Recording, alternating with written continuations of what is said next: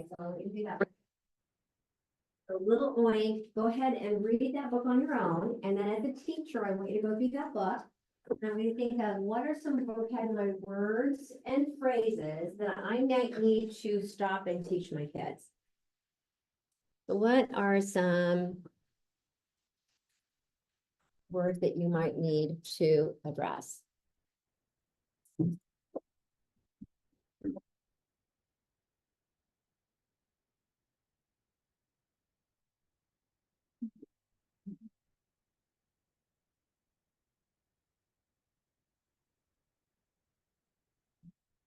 If someone comes up to you, would you kind of let them know what we're doing?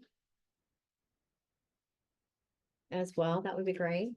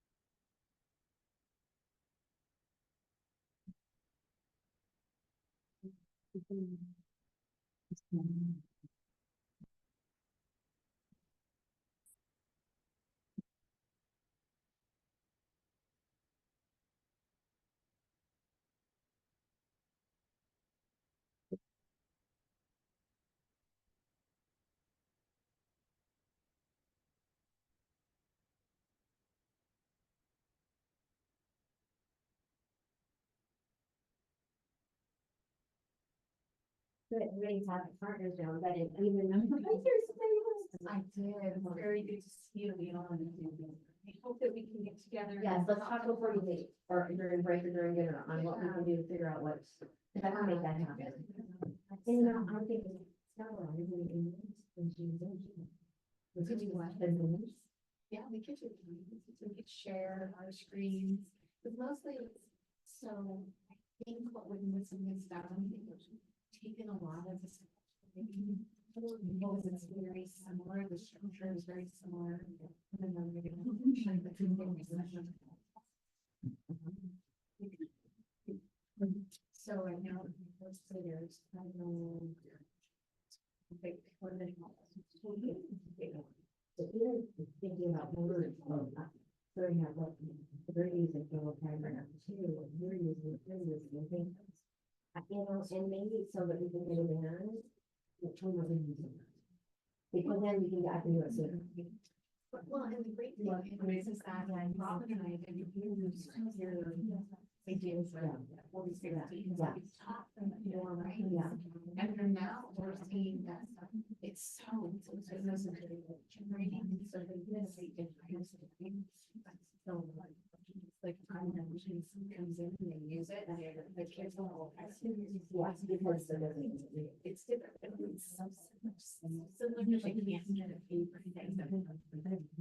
The colors are different. Yeah, we'll talk, because we're gonna have to maybe make some adjustments to that, I think. Okay, guys, if you don't have a tent with your name, that's one thing that you need to do is get a tent with your name. Do that first, please, for me.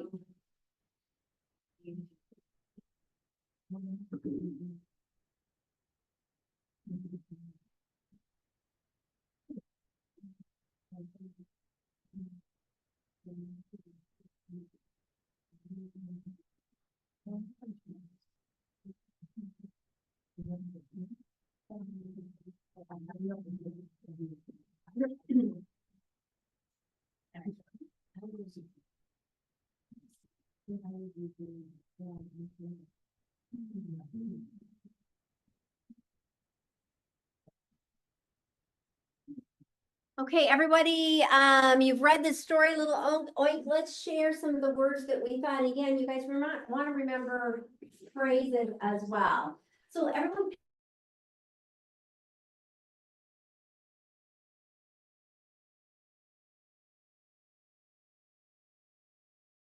pick a word, and if not first as a teacher before we even begin reading, okay? Let's get a little whip around. Quinn, we're gonna start with you. We're gonna just do a whip. Oh, thank you. Quinn, start. What's one word you think your students would need some help with? Actually, I picked a phrase, Doug playing. Doug playing. I love it because multi-meaning words is going to be really huge. So that's another thing that I look for in text when I'm, my first thing is to get the barriers off the table. And my one barrier is vocabulary. So the very first thing you want to do, and I'm going to break this down for you because today is a review, even though I know I have new people in the group. Today's kind of a review. So I'm not going to go back and redo. I'm going to review quickly what we did in session 1 in July. And today is really walking you through a lesson. What do I do? Step 1, step 2. Or when I say lesson 1, you get to decide how long you're going to stay on that lesson. So I'll say lesson 1, here's what we're going to do. You get to decide, is that going to be 1 writing period? Is that going to be 2 writing periods? You get to decide the length of that lesson. But I'm going to kind of walk you through step by step how I would approach narrative writing. And by the way, you guys, narrative writing starts with narrative reading. Our mentor texts are going to be all the picture books that we use, all the stories that you can pull out of your core curriculum. I'm a big fan of picture books. I want my kids to stand on the shoulders of these authors. So really deciding which picture books you're going to use. We'll have a conversation of what picture books do you have right now, because I want to give you a month plan. Because I'm going to give you a week plan, and then after a week plan, you're just going to repeat that again, repeat that again, repeat that again, repeat that again for a good month before you even think, how am I going to write this story? Okay, so you're going to do lots of retelling, working on vocabulary, thinking about text features, breaking down the beginning, middle, and end of the story, looking for elaboration, making sure that our middle events are sequenced throughout. There's a lot of skills that we need to cover when we're working on narrative. But you guys, it starts with reading. We want to make sure that we're doing lots of the work that in reading first before we say, now it's your turn to write a narrative. And we'll talk about what that looks like as well. So let's just go around the room. So step number 1 for you teachers is to identify vocabulary. Now there's even a rule for how many. At the primary level, 1 to 3, if you want them to use those words in the writing. At the second grade and up, it's 3 to 5. So I even get to know, okay, what in kindergarten, what's that one word that I'm going to want my kids to write down? Now, I might be talking about 5 different words, but I'm talking about how many words am I going to go deeply in? I'm going to actually do a breaking down definition, which I'm going to show you how to do, how I might really quickly do what I call a fast map. So today we're really going to start with that vocabulary, because for our kids, vocabulary is really important. Also, what does your vocabulary instruction look like in your classroom? How do you approach vocabulary with each lesson that you do? That's another question we can start thinking about. But let's talk about what words we picked out. Has everybody got a chance to read a teacher read? So Quinn, you said Doug playing. Doug playing. I love it. Doug, multi-meaning, means to an action, right? But it's also not only a verb, it's a what?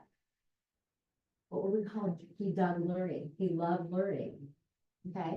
So we have to think what part of speech. It said in there, if you read it, it said dug learning, or he dug learning, which makes it the actual verb of digging something, but he loved it. So again, we're going to want to make sure, and especially for our ELL students, they're not going to have no clue, right? So really important. Good word. Okay, next word. Stacy. Truffle. Truffle. Oh, good. I have no clue what a truffle is. We're going to have to break that down. What is a truffle? We're going to make sure that that might be one of our words. Good job.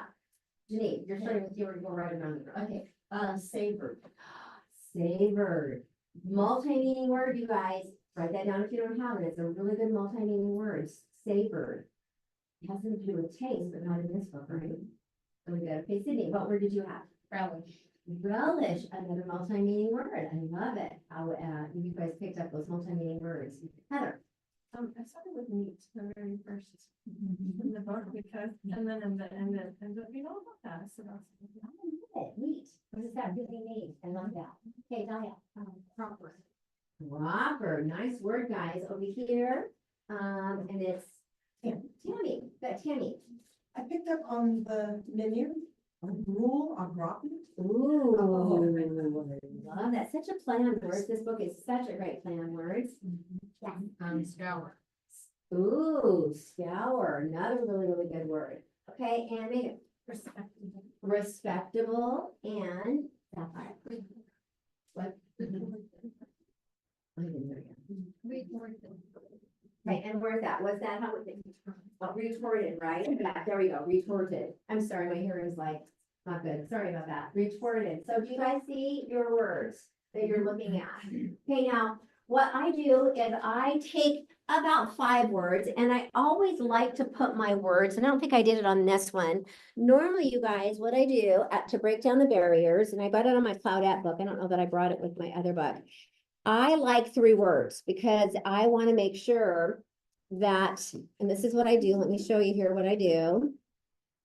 And I post this because every week that I do a new book, I do 1 of 2 things. Hold on, let me see if I can find it. This is what I do in my room. Now, there's a purpose and a reason for this. Now, number 1, here's the cover of my book that I laminate, and I usually choose 3 words that I want to make sure that I'm doing fits, right? So the words, if I was reading to them, Cloudette, my 3 words would be average, feeling blue, and unison, okay? Hi guys, come on up. Can you come up here to this room? Sorry, That's we were sent to the wrong building. Yeah, the email says the non extension on And I just come up here. Can we Sorry. 4? And maybe there's a couple more seats over here. I just want you up. Good more. I was wondering where all my people were. Yay. No, hey, if you're new, and you guys, for everybody that was here, that was already here, if you're new, you need to come up and pick your binder. If you're not new, or you're new and you're not new, there's 2 new books for you to come and grab real quick. Claudette and Little Oink. If you weren't with me in July, you also get to pick 2 of these books over here, if you were not with me in July. I'll come from this. I'll take that one. Okay. Oh, no, it was better.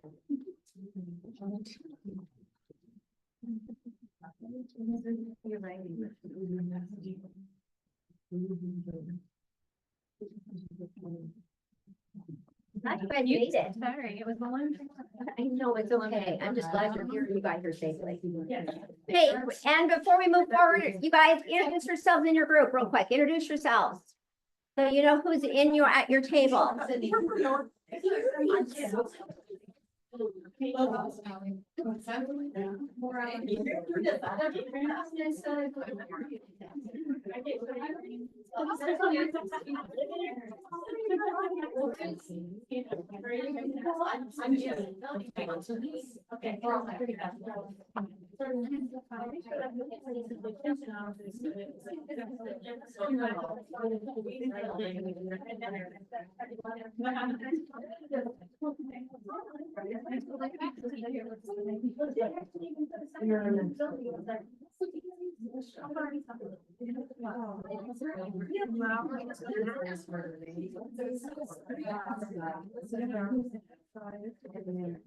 Which way is that?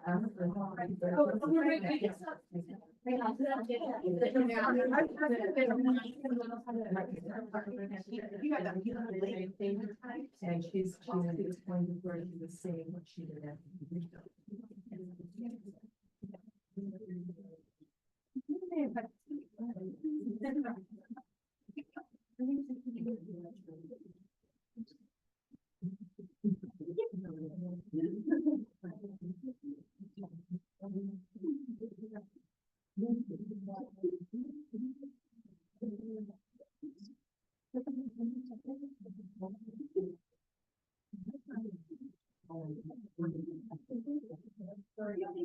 index cards? Yes, I do. Hold on there. Just 1 second. I'll get some out for you. I'm really quickly looking for something that I can't find, which is not good. Okay, index cards are over here. Yeah, index cards for names, that would be awesome. A few extra there. So first name of the grade level, here's some more index cards. I'm just reading a little bit. Okay, so glad you're here. So I was just sharing how I kind of take care of each book. Now, my goal in September, I usually do part of my September start, but it's really important that you're doing this before you actually start your narrative writing unit of study. So in your notebook, the first section is just handouts that we're going to walk you through. The second part of it is actually a unit of study for your grade level. If you have multiple grade levels, you need to get onto the site because there's on the site is a grade level, a unit of study for every grade, K-5. So if you want to go back and use the kinder, or for you, if your kids are low, you might want to go back and start your first grade, right? Yeah. You're going to want to kind of look at and think about where your level of kids are. And sometimes I have third grade teachers that will tell me my group is just extremely low this year. And I always recommend them go look at the second grade or the first grade unit because these units build skill upon each other. So if you feel like the third grade one is going to be too difficult for them, then get on to Mount here at ESD and find the second grade one or the first grade one or the kinder one. So just kind of know that you're differentiating. And sometimes you guys, I do small group instruction in my group, and I have one group doing the third grade packet and we have another group doing the second grade. You guys are masters of doing it, masterful. Middle school, not so much. But elementary, you guys know how to do small group instruction. So that's another kind of suggestion. So we're talking about books. My goal is to do 4 books in a row. So 4 weeks of mentor reading work. 4 books. So you're going to want to think of what are 4 picture books that you're going to use to help with this idea of teaching them to do a narrative piece of writing. They cannot do narrative writing until they know how to retell and they know the elements of fiction and they know how a lot of other things. So in that month, I'm going to really focus on narrative reading and how to annotate and how to sketch and how to write good sentences and to make sure they know the beginning, middle, and end of a story. All those things are going to happen in that month before I even start teaching them how to write a little narrative. And then there's some hints on where I would begin with that that I'll share with you too. So the first thing, step number 1, is to remove the barriers. And when I talk about removing the barriers, that means taking care of the vocabulary in the text. So I want to show you how I do that, but let's take a few notes. So let me move over to my doc camera. And let's start a note-taking sheet. So grab out a lined piece of paper, please. And I'm going to have you start taking some notes for me. So I'm going to show you how I'm going to set that up.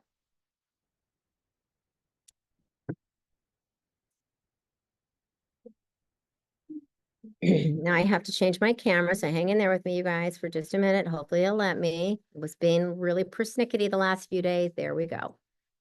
Awesome. It worked on the first time, you guys. I'm doing something right. I love it when that happens. I don't like it when it doesn't work and then I have to go, Jason, come and help me. All right, so on our piece of, let's do a narrative unit of study. T equals a narrative unit of study.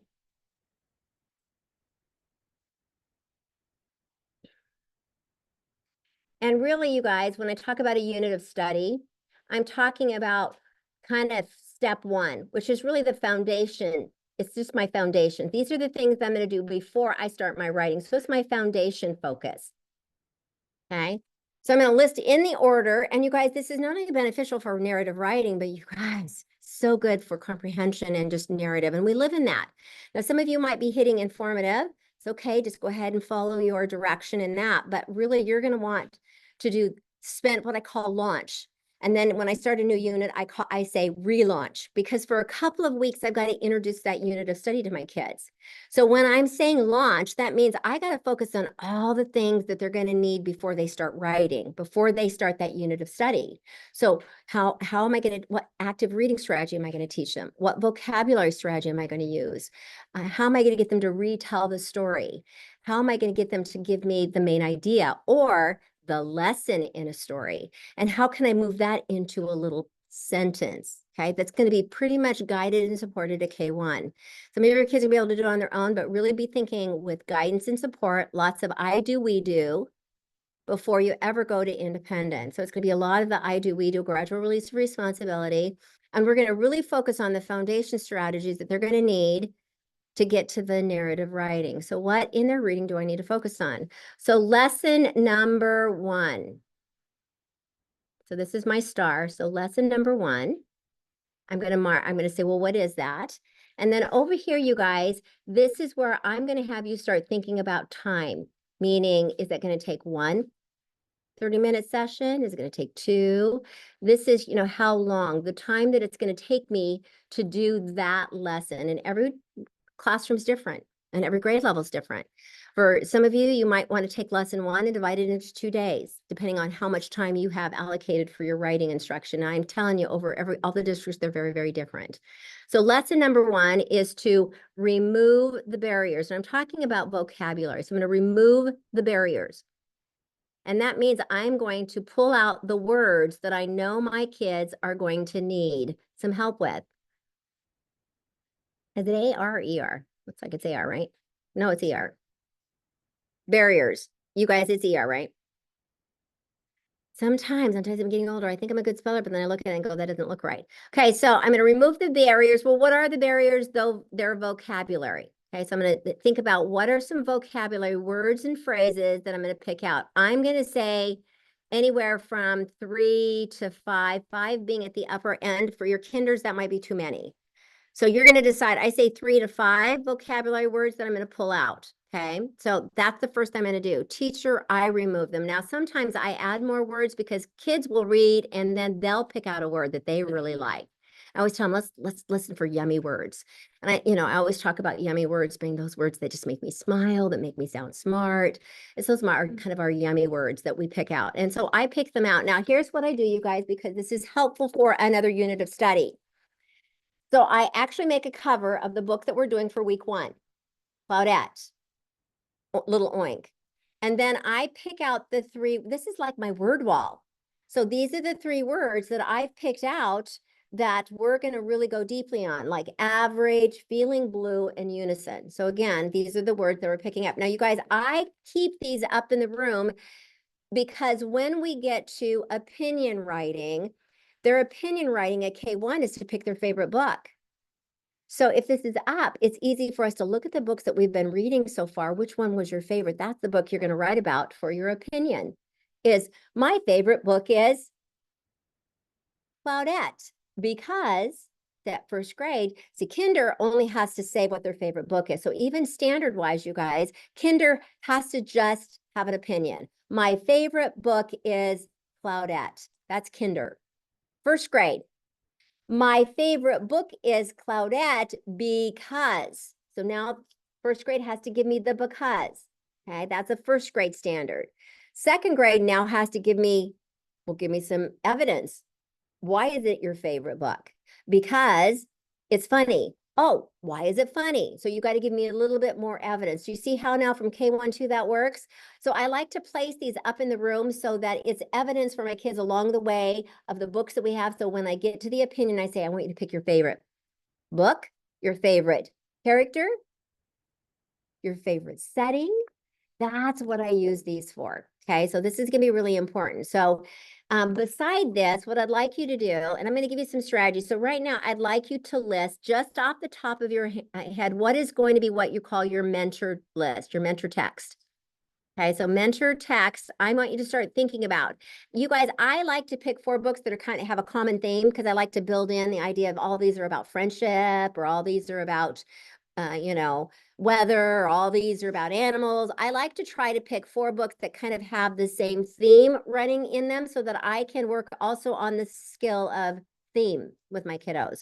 So I want you guys with your partner at your table, what are some really good mentor texts that you would say, I could use that book. Now, obviously, I want you to put Claudette, that's a good book this year that you could all do. And I'm going to show you after year 1, if you're in the same building, this isn't going to work for you. So Claudette is one book I'm going to definitely use at the K2 level.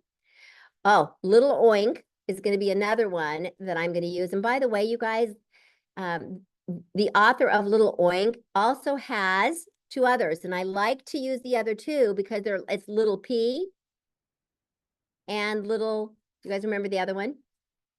Little, it's the owl, Little Hoot. Isn't it Little Hoot? Or it's the other, there's three, Little Oink, Little P, and Little Hoot. I'm pretty sure that was it too, okay? No, you guys, the reason I like all three of those, because I'm telling you, they're all by the same author. They kind of all have a similar problem. And then you guys, here's what I like about Little Oink, Little P, and Little Hoot. Once I've taught Little Oink and Little P, then I can have them compare the two what? The two characters. Or I can have them compare the two settings. So I like these because they're all kind of the same, different characters, same kind of idea, but I like those three as ones that would be optional. There are others too that I like, and I can always send you my favorite list of K2 books, but in your group, I know you have them. So with your team, would you come up with another couple of books that you might use with your kiddos? Even the other two, Pete, the cat is a good one. I'm going to give you a few. And then also the Good Egg. That's another good one, the Good Egg. But you guys probably have others too. So come up with a list of mentor texts that you could use for this activity.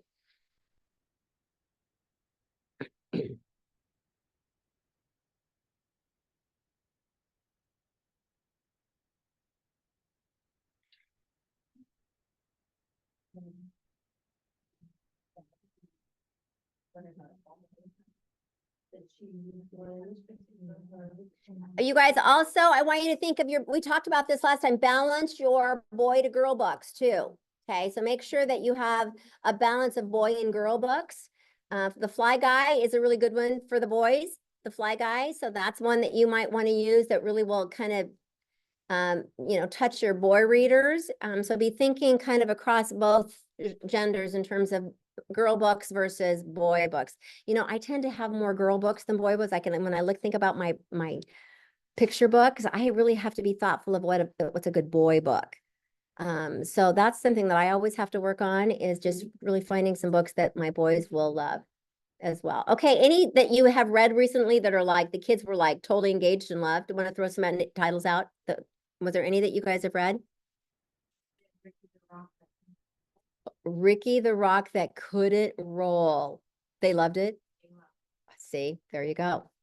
There you go. Good job. What's another book that you just read that your kids loved? Traction Man. Have you guys ever read Traction Man? Another boy book. Traction Man. It's really good. Traction Man. Any others? I'm throwing some out just off the top of my head. Can you think of any other books? We're doing fall right now, so I just did a compare and contrast with the 16 Runaway Pumpkins versus the Runaway Pumpkins. Oh, I love that. Good. Did you have an idea?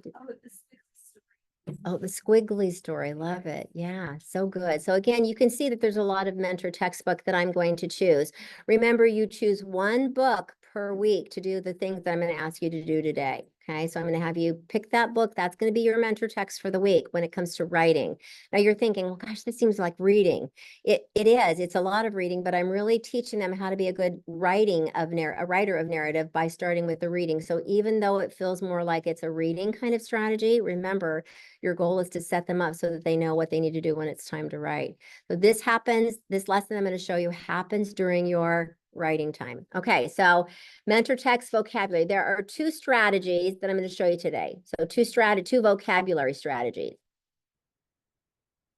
And I'm going to list them, and then I'm going to ask you, and then I'm going to walk you through it. So two vocabulary strategies that I'm going to show you today that I use. One is called fast mapping. So it's very quick.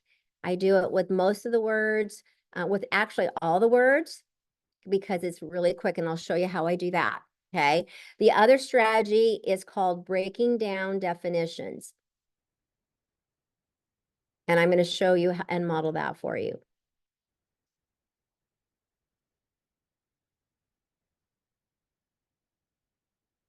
Okay, so fast mapping and breaking down definitions. Okay, those are the two strategies that I'm going to teach them when it comes to vocabulary. So when I think of vocabulary, fast mapping is going to be quick. Breaking down definitions is going to take a little bit of time. So once we get this down, you guys can then determine how much time. So on another piece of paper, I'm going to start with a fast mapping. So here are my vocabulary. T equals vocabulary strategies, guys.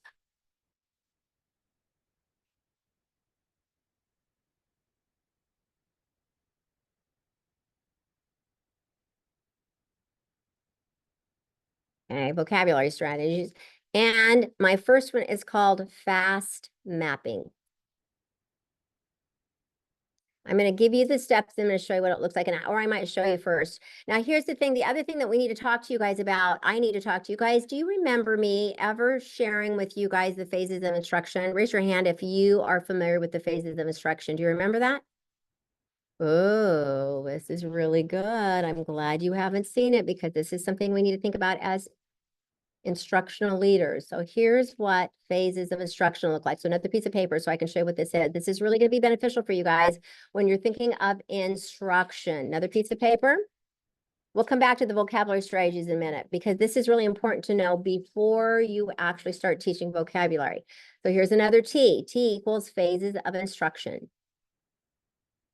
Okay, so, and we'll talk about what phases of instruction is and where you are, and you might have to come up with a goal. So phases of instruction.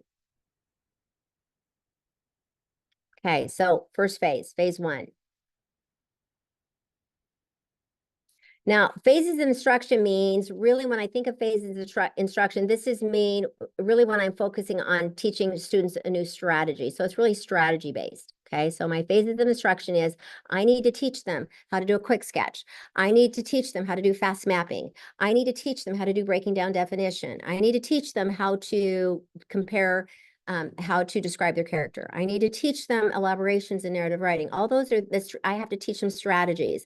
So this phases instruction is totally connected to strategy work. And I'm going to tell you, transparent moment, I did not do it the way that it needs to be done. And there's some consequences to that that I'll share. So phase one is my first phase. So when I think of phase one is where the focus is on the strategy. So I'm going to focus on whatever strategy that I'm going to have them do that week. So I'm going to focus on the strategy. Okay. So when I focus on the strategy, that means that the students are the experts on the topic. So you're not bringing in necessarily any work in. Student is the expert on the topic. I've been making some errors here, you guys. I apologize. So phase one, I'm going to teach the strategy, but it's totally just focusing on the strategy. The student is the expert on the information that goes inside that strategy. Does it making sense? Okay, now I'm going to stay on that strategy until 80% of my students can do that. Okay, that's my phase one. So I'm going to teach them the strategy, step one, step two, step three, however many steps there are.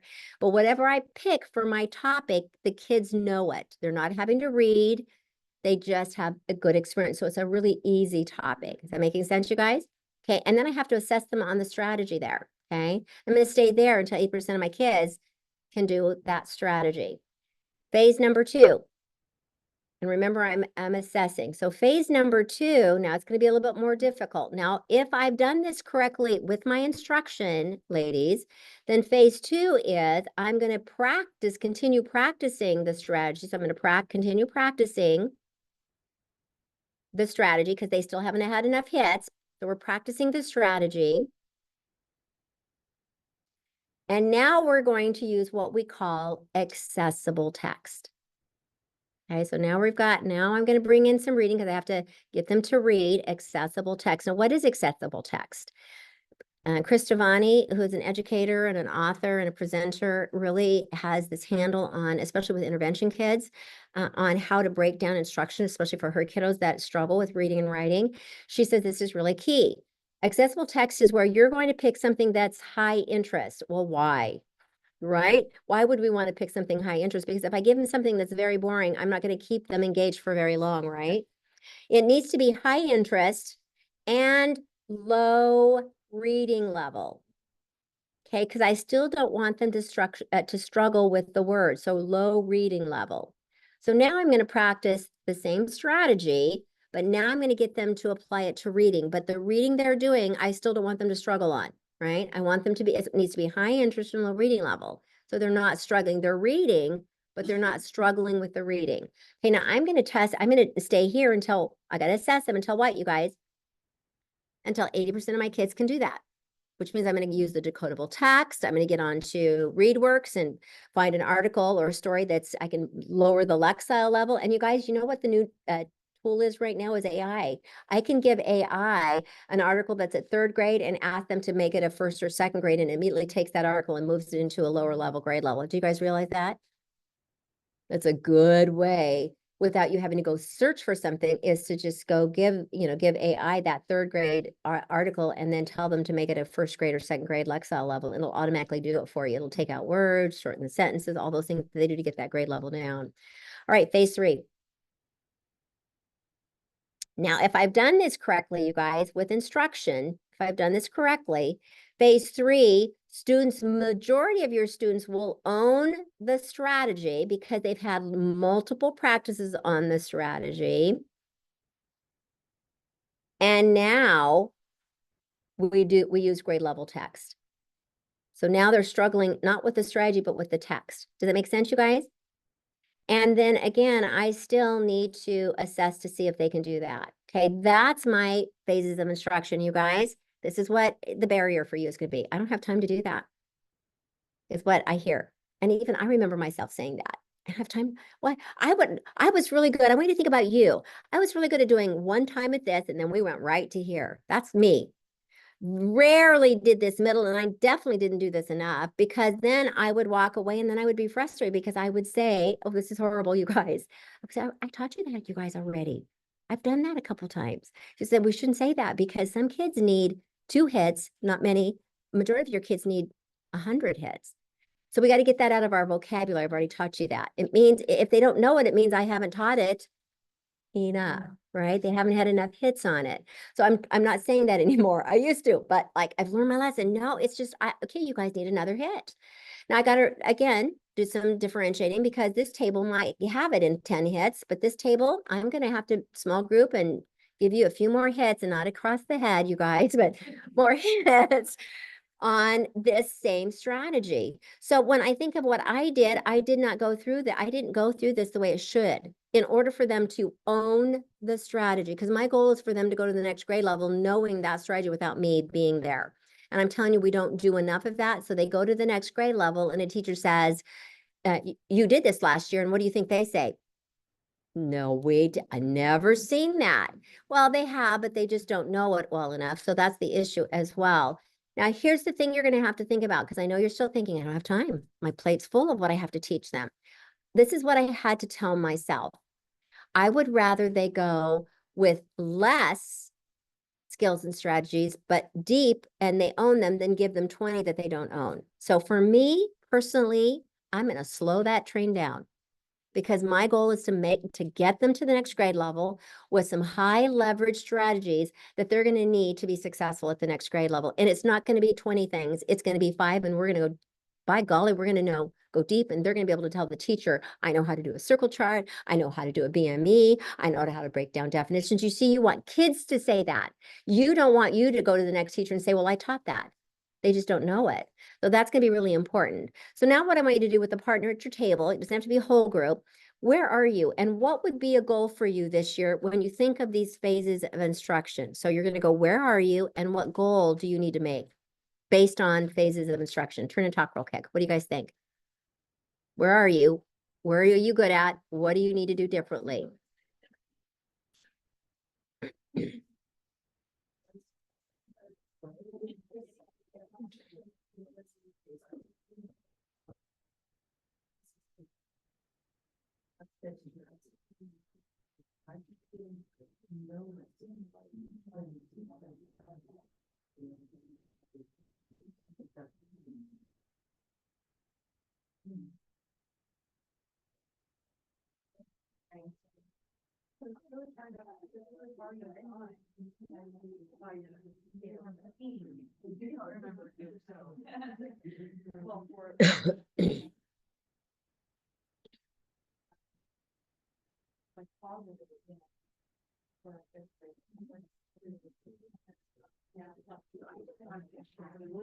Yeah. It would take our Yeah. time. So you wondered where, oops, I wrote the wrong paper, but in the stages, so we're looking at stages. So I am teaching, so I've been there for 3 years. And so we were using this witness. Yeah. So I am teaching the 4th grade law Yes. to my 4th and 5th graders. Yes. And they've been in, because I get the same kids over and over. Yeah. So they have been in this with me and Robin. They've been in this with us for 3 years. And so I have my 4th graders now that were my 2nd graders. Yeah. And I remember tears. I remember they had no idea what to do. The 4th graders who are now 6th, 7th Yeah. graders. And we just finished up this, the mentor text were 3 biographies in the 4th grade. So my 4th and 5th graders are doing a series of 3, they're just little mini biographies. All these strong, great heart. They're doing, literal and figurative. Oh, yeah, language. Language. Yeah, okay. And so it's on the Great Heart. Uh-huh. So teaching 2-3 years ago, teaching them the literal and figurative language was so hard. Yeah. So I have these 4th, 5th graders now that had A little bit, to yes. through us Yes. all this time. Yes. And we now have finished our first focus arc with And they know it. ease, with ease. Because they. And I had the little guys going, I wonder if I should do a 2-column note, or what do you think? Should I do? And they're asking me. So I'm thinking that we're in stage 3 You are automatic. and it's only October. I love it. And that is so exciting. Thanks for sharing that. I'm going to share that. I think that's important to share. Yeah, it is very exciting. Seeing it all the way around. Yeah. Yeah, that's so good. Hey guys, Stacy was just sharing with me that this takes time. She said, she was explaining that she's had her kids for a number of years, like from primary to now 4th and 5th grade. And she's just noticing this year that the kids that are 4th and 5th graders who've had it over and over again, all the way up, are now in phase 3 because they've had multiple hits at 1st and 2nd and 3rd. And what are they doing as a result, though, Stacy? What are kids doing now that they've had multiple hits on phase 1 and 2, and now she can get to phase 3, and now kids are doing what? Strategy because of all the different strategies they've had through the years. So they're just checking it out and it's only October. And it's the same lesson that we started years ago, my kids who are 6th, 7th graders.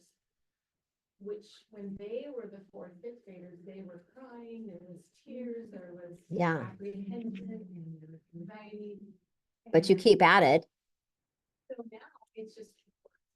So you guys have to give yourself some grace to know that you need to start somewhere, but know down the road, if you keep at it, they're going to get it. And I think that's the important thing. Right now, my big tooting horn is we have to get vertical and horizontal and vertical alignment in your buildings, because this is not helping kids when we're the only ones doing it. It's not going to help kids. They're not going to be able to apply it. So you guys need to have a SMART goal today, just on in phases of instruction. What are you going to focus on and do differently? Are you going to give more time to phase 1 and phase 2 before you get into grade level text? I think that's really, really important.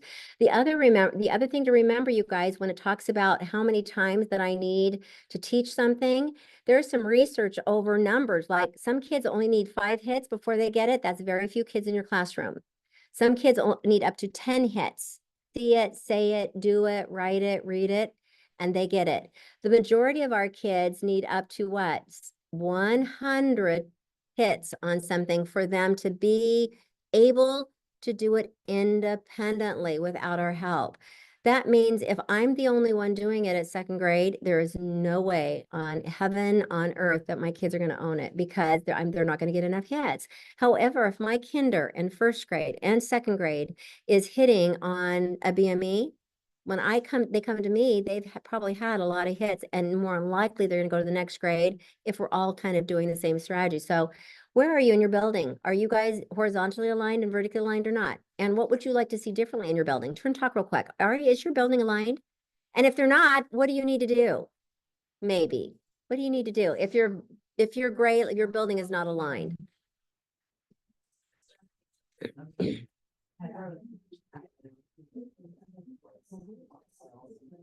I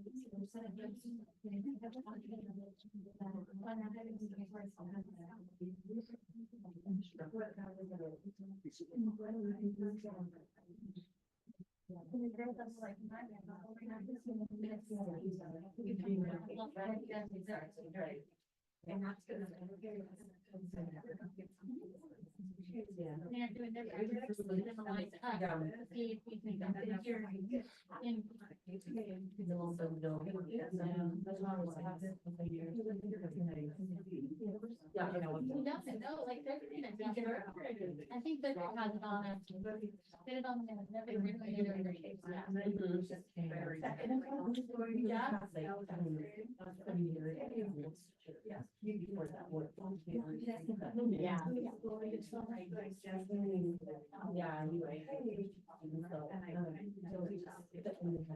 Okay, so guys, let's go back into fast mapping. Something that kind of another little issue, but really truly, you guys, I want you to make a SMART goal on what you're going to do differently this year and try it and see what happens. And it may be your SMART goal might be just to slow down a little bit, right?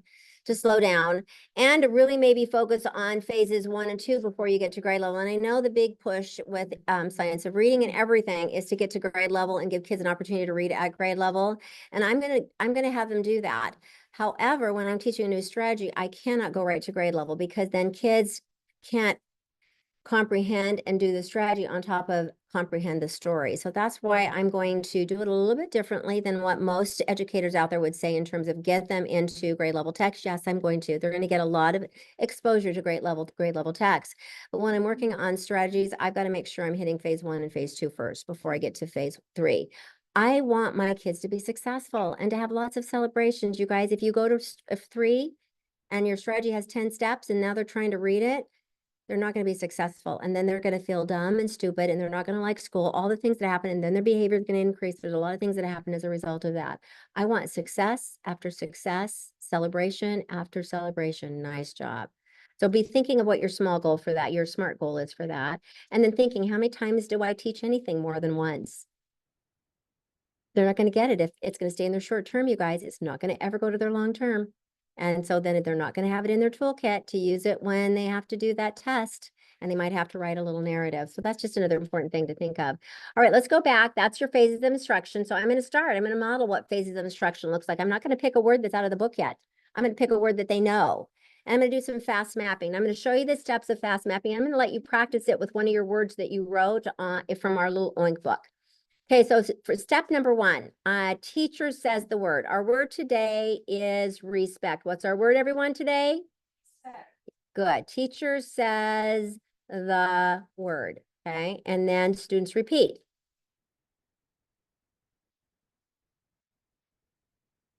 Those students then repeat that word. So now you're going to have it. Now this is going to be you because you're going to practice this with one of your words. Okay, step number 2. Kind of made a mistake here. Step number 1. Here's step number 2. So I'm going to say the word. Our word today is respect. What's our word, everyone? And I use my hand. So when my hand goes up, that means that's my response for choral. So when I put my hand up, it's everyone together and I put my hand down. So I even have like routines of what they see. They can visually see. Everyone, the word today is respect. What's our word, everyone? Nice job. Do you see what I'm doing? Just immediately they know that's what that means. Step number 2, and they repeat. Then the student is going to say the word. So student repeats the word 3 times.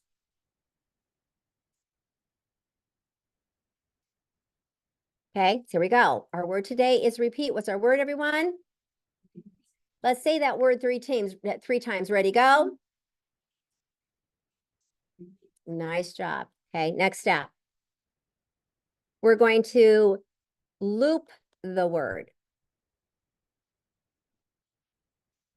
in the air. It's really parts, so we're really focusing on parts of the word, right? Loop the word, but we're going to do it with using our little kind of loop with our finger.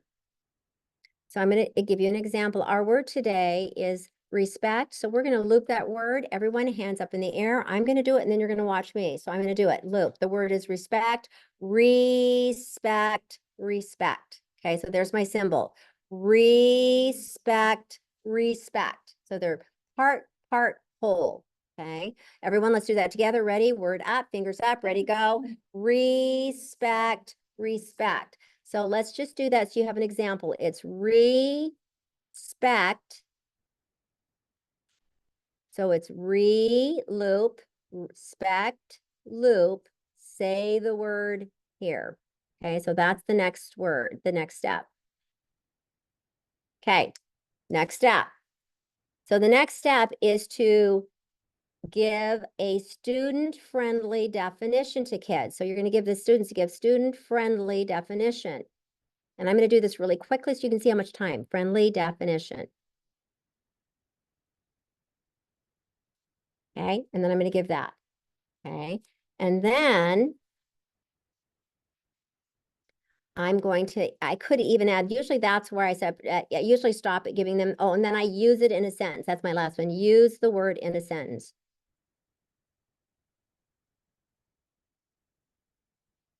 Now, I'm going to higher level because I've got second grade teachers in here, correct? And I probably have some first grade teachers that are really smart. So here's an extension. So I always like to do an extension. And you guys, by the way, for your struggling kids, that's a lot of steps, right? So you guys, remember, you're going to differentiate. You might only do the first 3 or 2 things at kinder. You guys get to decide. At first grade, we might want to add. I try to do this with all grade level. With some of my kids, this is a lot. So I don't start with doing everything. But I also want to think of my high flyers. So what might I have them do that's a little bit extra for my high flyers, my kids who can do all this thing and they're ready for something else? So I might say, give me a non-example.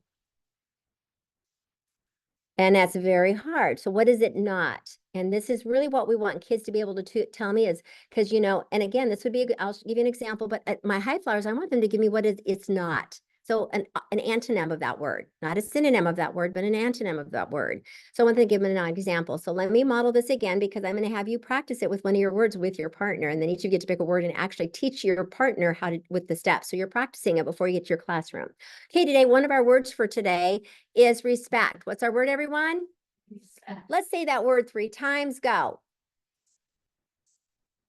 Let's get our fingers up. Let's loop that word. Respect, respect. Now, sometimes I have to, as a routine, say my turn, because then they're not all over the place. I'll say my turn. Respect. I'm doing it. Respect, respect. Your turn. Fingers up. Respect, respect. Okay. And then I'm going to say respect means to have high consideration for someone else, to think highly of someone else. Tell your partner, what does respect mean? Turn it real quickly. What did I just say? Respect means what? To think highly of someone, to be kind to someone, right? And then I use it in a sentence. I respect my teacher by not rolling my eyes at her when I don't like something, period. Right? I respect my teacher when I listen to directions, period. I respect my parents when they ask me to clean my room. Do you see? I'm going to give them examples.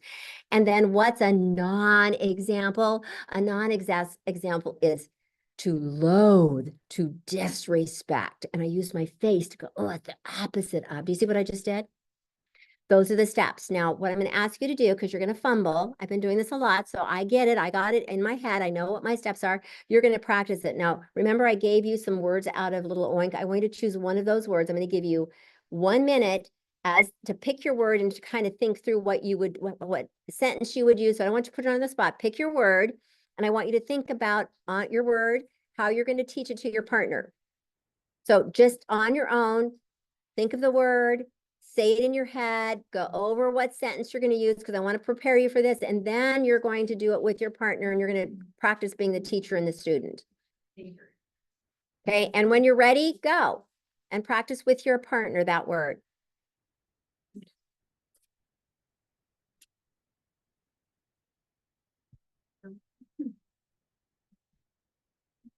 If you were late, you might have to wait and pick out a word.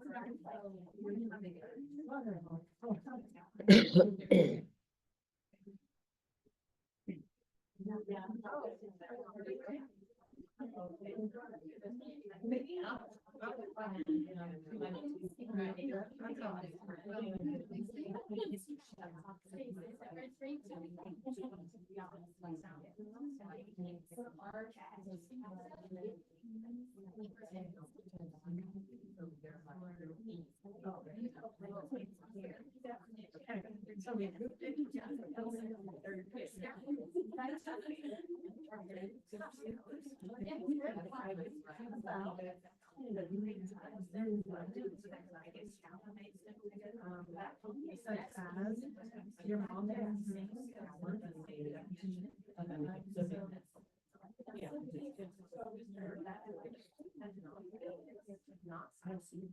I love your voice inflection too. I mean, you guys are just, I love it. Thank you for playing along because that's really good. I so love it. So good. Did everybody get a chance to kind of practice the words? I can see that you're doing that. Okay, guys, couple of suggestions.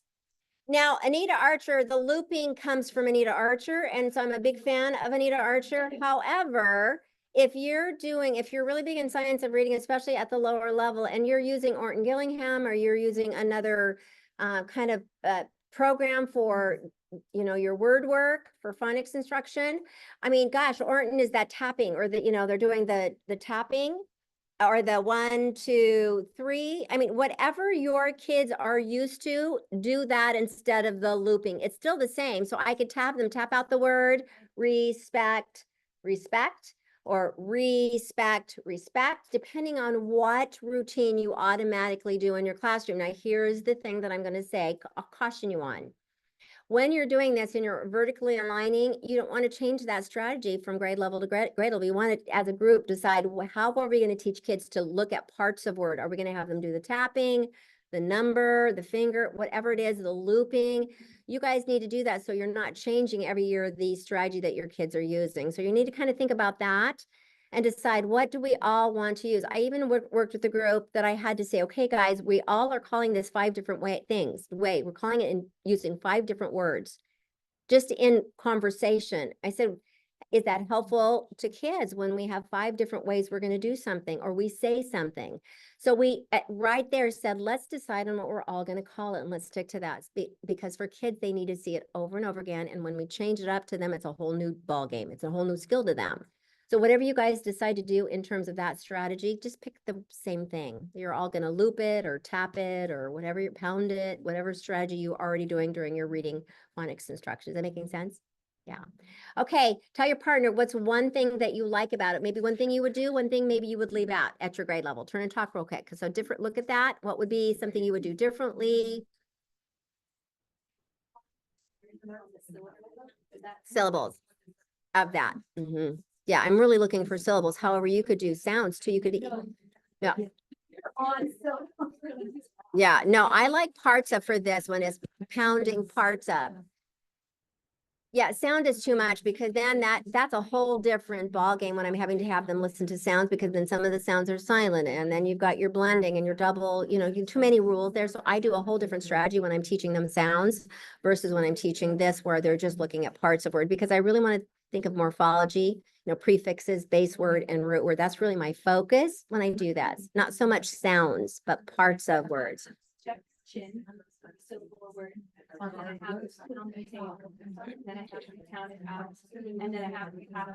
So would that be okay? I'll take the vocabulary and just do the same thing we do for syllable. Yes, yes, Turn it into syllable. Yeah. Yes. Yes, that would be perfect. Perfect. Hey, guys, now if I have my first 5 words identified, I'm going to do fast mapping with all 5 words. Do I have to do all 5 words on day 1? Because remember, I'm with this for the week. So do I have to do my fast mapping with all 5 words on day 1? No, but can I choose one to do? And maybe I do 1 word a day. You guys get to decide that. I don't have to do this for every single word, because if I'm doing this, the reason it's called what? Fast mapping, if I'm doing all 5 words, it's a whole period, and it's going to be way too much for kids, especially at the kindergarten level. So we really want to make sure that we're spreading this out over the week, and we have maybe 1 word a day that we're doing our fast mapping. I'm also going to go to now my next step, because I want to go deep, a little bit deeper with some words. So this is the second strategy. So my second star is called breaking down definitions. And by the way, guys, dinner's coming at 6. Oh, is it ready now? Are we already at 6? Oh, it is 6. Breaking down. It might be already. Thank you. We're going to do this, and then we're going to have some dinner.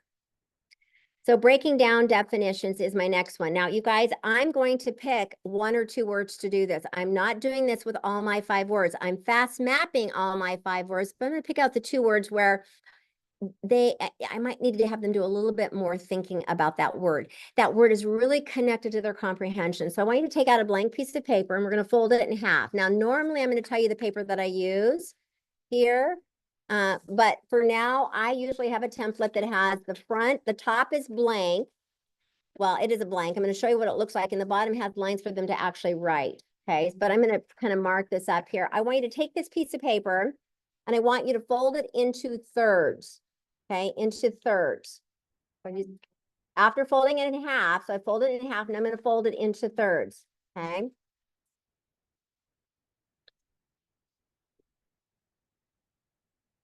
And then I'm going to open this up. Now watch what I do with my lines. I'm going to go across the top, because they're going to do some vocabulary work on the top. Go ahead and divide those into 3 sections. And I have a template already made that looks like this. I just didn't bring it with me today, but I have a template I can send you guys.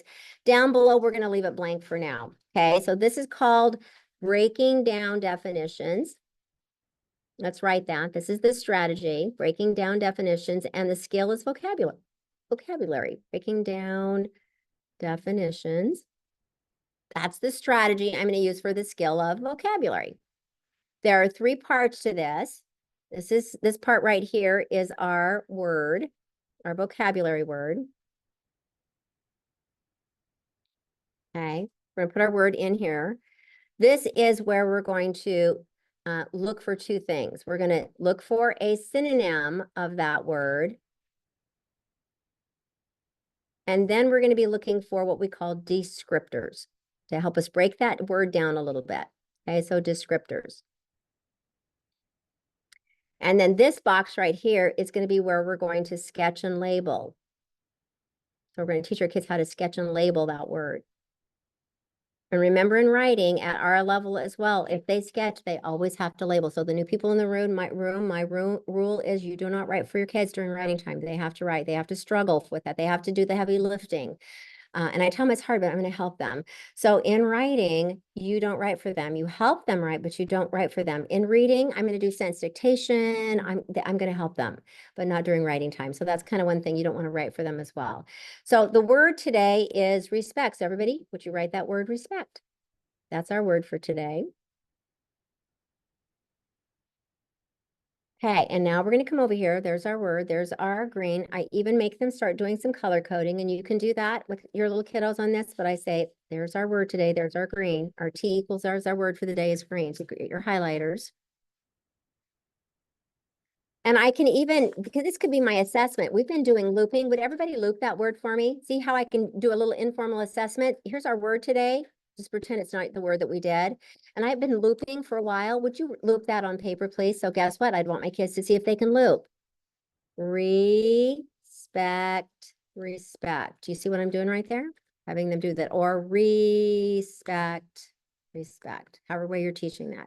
So this is kind of a little informal assessment. If I've been doing that, can they do it on their own? And can they loop it or do parts of? Okay. So now we're going to come over here and we're going to do our synonym.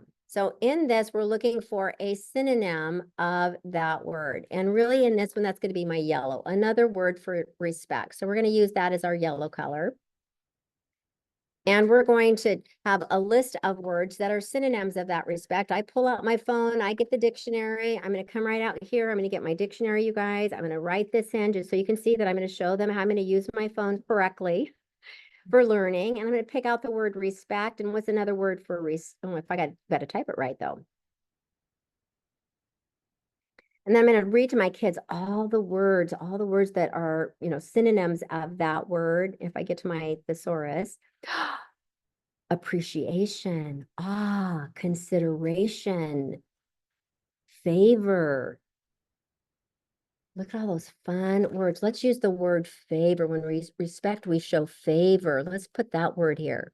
You guys, again, they're going to pick, I might have a few, they can pick the word they like. To hold in high esteem. Here's another one for the higher love. Do you know that respect means to venerate? Veneration is another synonym for respect. Higher level, but that's a word, it's a new word for me. So to worship, that's another word it says. To honor, oh, I like that word even better, right? So you pick a word that you like and you write that as your synonym of that word. So respect means to have favor, to honor. Okay, now I'm going to have descriptors. Now here is how I get my kids to give me descriptors. I'm going to use the 5 W's plus the H. Okay. Now, usually you can find a lot of these in the text or in an actual definition, not all of them, but this is what I start to do. Now, you guys, I don't have to use all of them, but I use as many as I can. So I'm going to show you how I'm going to do this. I'm going to see if I can use all my W's plus my H. Who do you respect? Okay, who? So with your partner, would you go back and give me some examples of who you might respect? Just go back and forth real quick with your partner.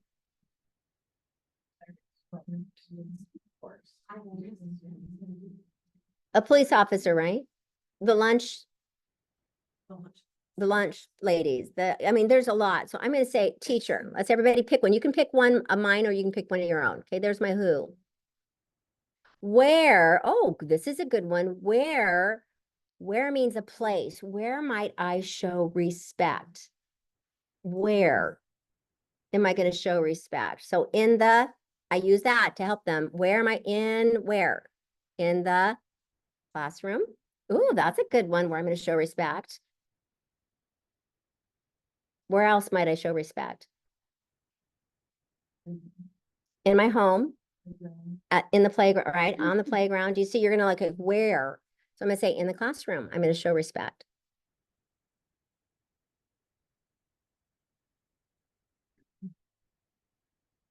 When do I show respect? Okay, talk to your partner. When might you show respect? When?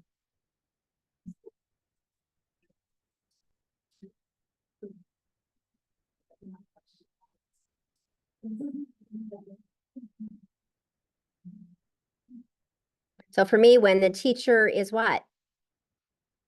When the teacher is talking, I'm going to show respect, right? And then I'm going to go, I can even build onto this. How does that look when the teacher is talking? So how does that look? So talk to your partner. What would be a how? How does that look when a teacher is talking? What are you doing? How? I'm sitting quietly. My eyes are on the speaker, the teacher. See, here's my how. Teacher's talking. I'm listening quietly, right? There's my how.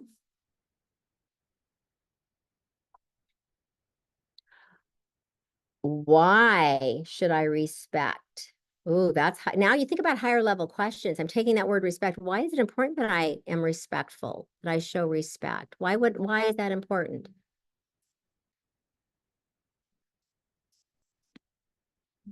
So why? So that I can learn something, right? Why?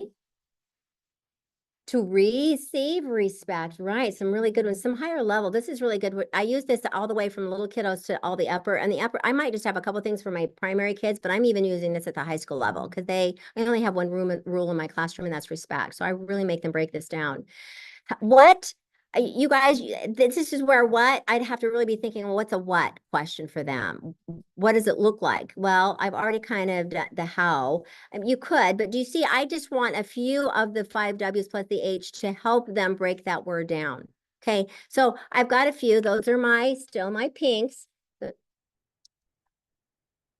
Oh, there you go. See, that's a good one. What is the impact in our classroom when we're respectful? Oh, that's a very good one. So you guys have to think through what you're going to ask them to get you to give you the other descriptor. Okay.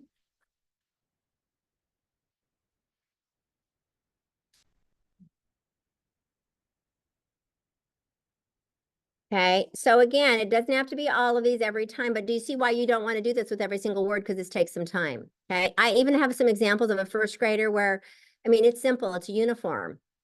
They were reading a book about a little boy that had to wear a uniform, and kids did uniform, and they did the what is another word for uniform, and who, what, when, where on a uniform, and then they drew the uniform. They can do this, you guys, if you model this. It's really, so picking a word that they know is important. Okay, guys, I have to sketch respect. Talk to your partner. How might you sketch it? For me, I'm thinking teacher. Here's my teacher. Really quickly, you guys. Remember, we talked about drawing a person, legs and the arms, and and I'm teaching. Here's my chart, right? And guess what my kids are doing? They're sitting around just beautifully listening to me. There's my sketch. So here's my teacher, Mrs. Westerberg, and she's teaching. There's my sketch and label. Okay. Everybody, okay, so turn and talk. What do you like about this strategy in your grade level? How might you modify it, or would you do it as is? Okay, so everyone, talk about the strategy. I'm going to make you practice another word, one of your words, and see if you can do it with another word after lunch.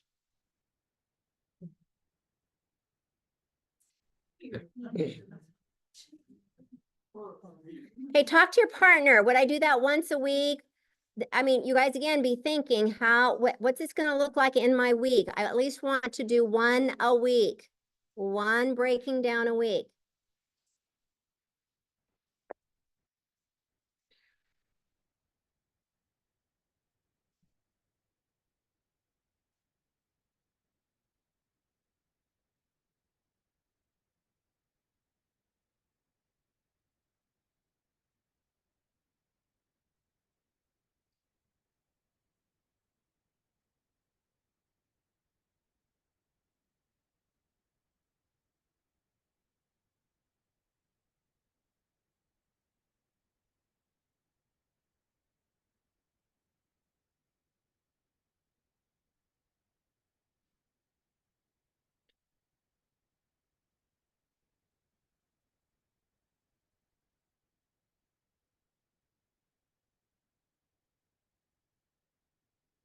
Let me give you a teacher hint. What I do, you guys, is I have a little booklet that I give my kids and it's called Words Matter. Okay, so it's just a little booklet, and I'll send you the template if you'd like it, or you can make one of your own. It's just a little booklet that's about this size. The cover says Words Matter, and then every page has these 3 sections. So every page has there's a blank page that has 3 parts where it says word, synonym, and descriptor, sketch, and label. And I have about 10 of those in my book. So when we do it, this is already done. So this is the first page. And then I say, it's time for our vocabulary work. Get out the next page. It's already done for them. So they're not having to recreate it. So I have a little Words That Matter book that kids just pull out. And every week they add one of these. Now there's 2 phases. Phase 1 is just to do the word, the descriptors, and the sketching. Now I'm going to increase, after we eat, I'm going to show you what the next step is, because for some of our 1st and 2nd graders, they can do more. And maybe with guidance and support, your kinders can. So this is the first step. So the first 10 pages are going to be 10 words where kids are just doing this. And this is a little vocabulary booklet. So when we're writing, and these are words out of Little Oink, and it's time to write, I'm going to say, let's get our words matter, because we want to make sure that we're using 3 of those words, like savored and, some of the words we picked, right? So I make a little Words That Matter booklet, and it's already set up for them with the place to put the word, the place that has the cinnamon descriptors, and then a little space for them to actually sketch and label. Now they're going to do this for about 10 times until they can really, they can do the parts. And I'm going to tell you what phase 2 is after we have some dinner. Okay. Yay or nay? Like it? Use it? Feel like you can use this vocabulary strategy? All right. When we get back from lunch or dinner, I want you to practice one because sometimes you walk away and I don't give you time to practice. So I'm going to make you practice another one of your little oink words. Okay. But let's go eat. It's all out there, you guys. It's all ready to go. We're going to do about 20 minutes for lunch. I know it's not, but I got so much more for you to do. So it's going to be a real quick, short lunch. And you can still keep eating while we go, but we're going to kind of give it about 20, 25 minutes.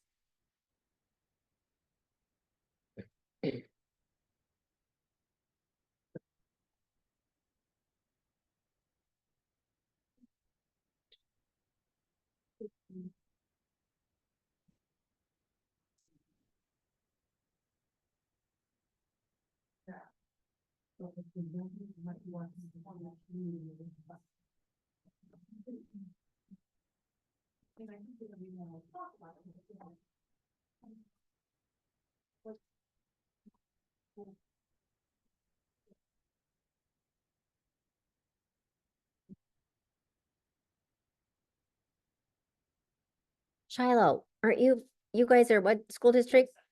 Okay, I need your help to find a date, Yeah. but I haven't heard back from Lance. And I gave a couple more dates. So Lance isn't real good about getting, I need to email. Just email me and then I can like push that because I'm the one that Yes. pushed it originally. Yes, And I he need might to. be so overwhelmed, he's not answering emails very well at all. No, So email me. because every time I give him a date, by the time he gets back with me, that date's taken. So then I have to Okay. give him a couple more dates. And then he just gave me an October date and I said, I can't do that date, but here are 2 dates in November that I could come. Okay. But I haven't heard back from them and those dates are going to get taken. So I need to share Right. with you guys the dates I Yeah. shared with him. And then you need to go back and help him to make a decision so I can get to you guys. Exactly, because that's how I did it before. You and I went, and then I went to him, and we moved work days to make a date work. And right now. Okay, so let me tell you right now, I know you're gonna get in line, but let me give you the dates that I gave you. Yeah, you need, I'm gonna tell you right now what dates I give them, and again, they're gonna get taken if you guys don't pick the date.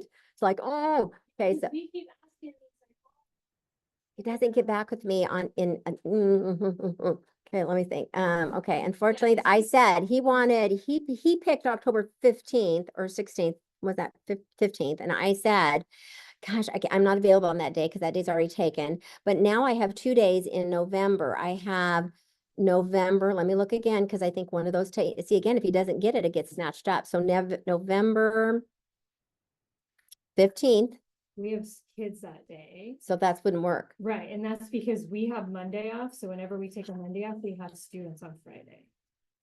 Does it have to be a Friday? It has to, it kind of does because of, I mean, it could be a Saturday, I guess, but. Could it be a Saturday? I could do a Saturday if you could do it, but I don't know. I mean, I don't I'm, know. There's so many of us, it has to be a day we don't have students. okay, so if it's a Friday, now we're looking at, what about December? See, now we're out there, but if it's all I've got right now is December 6th before it gets the winter. And so December 6th would be open because I'm gonna already be in Pendleton area and I can just zip to you guys pretty quickly. I don't know. Let me check. Let's just see. We don't have the workday in January. We just got that one. Is this the right one? 24, 25? It's our December. I think there is a December 6th. Yeah, we could do December 6th. Okay, well, here's what I'm gonna do for you guys. I'm gonna put it down on my calendar. Yeah, it's already a day we're getting paid to be there. And So if we can do obviously- December 6th, then I can, Pendleton, if you're already in. see, that's what I mean. I'm already gonna be there. So it'd be easy for me to just zip over to you guys on that day right now and say, What day are you in Pendleton? I'm gonna be there on the 4th and the 5th. Okay. And so then it would be easy for me to do 4 or 5 and then just zip to you on the 6th, because I'm already in the area. That would work best for me. What time are you done on the 5th? Usually, at the end of the day, 3. o'clock. You might wanna, should we have her travel that night and then have her stay? I wonder if you would wanna do that, cause I probably would. it's canyon driving and. Yeah, You're But driving if in I the leave snow. at 3 and December 6th, are we looking at snow at that point? The kids. If I have a 4-wheel drive, is it safe? And- You'll be safe, But I think it. but I would come at night and early. Yeah, no, in the early morning. I would probably drive and then need to, you guys that night, that was Charlotte. I didn't know where to even stay there. What's even the place that I would stay? Or Extended today. we could check in with Kirk and see if we had a condo that night, cause the lodge is right down from the school. Well, that would be Family has awesome. vacation. Her family has vacation. Well, if you could, I mean, whatever you guys We can could get something figure, there, then that would be, easy to get something done. yeah. Okay, so if you guys can work on that, let me know if that works. That would be fine, and I'll just drive. And right now, it's 2 or 3 of those days, so if it's not a day that I work on Friday, I mean, that Thursday, I'll come early, which makes me feel good. But at this point, they have committed to the 3 days before the 6th, so I don't know yet. It'll work. Pretty scheduled to be there. Yeah, so if I'll put you down, you guys. It- All day. Yeah, it's gonna take. It will, especially if we're doing all grade levels and depending on what your needs are and what you want, I want to be really, do you? Okay, well then we need a half a day of that and then starting with some strategies. So it's going to take a half a day to align and really understand what we need to do as a building group. And then we can work on strategies and decide what your next step. Like, you have 1 person for grades, Oh, for 5th and 6th and 7th is all 1 person. oh, okay. And then another person does high school, junior high, and he also it's Cam Scott, he knows your stuff. But I think Because he must have been a something. Some else that takes it and Oh, him. okay. Well, see, this will be really good. And so Okay. really it's fun. Well, everybody. kinda Yeah, wants to I get love it. although that's A huge group, that's okay. I'm used to that, especially with smaller districts, so that's not an issue. Let's plan on it, but you have to confirm and let me Yeah. know. But I'm gonna put it on my calendar for now. And then we'll, yes, that would be awesome. Okay, sounds great. Go get some dinner. Yeah, that's great.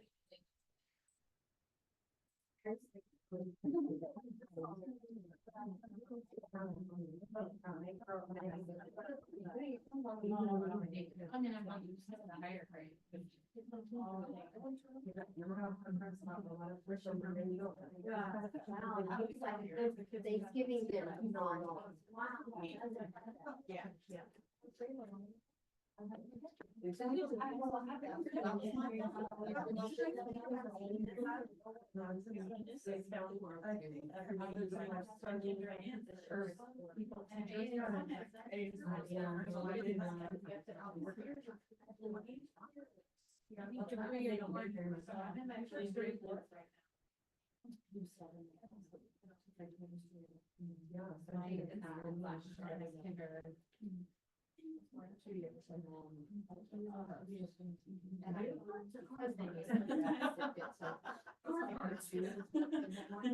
Yes, that sounds like something I would say. But I can see why.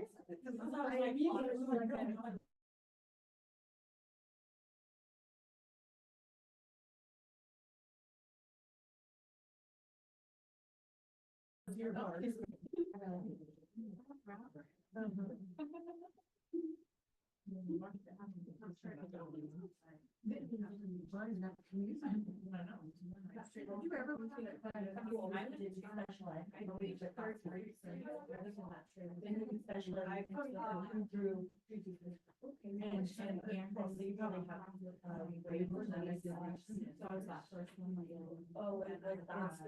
I don't know, they call it different names, but it's where you have your kids who. It must have been really, really.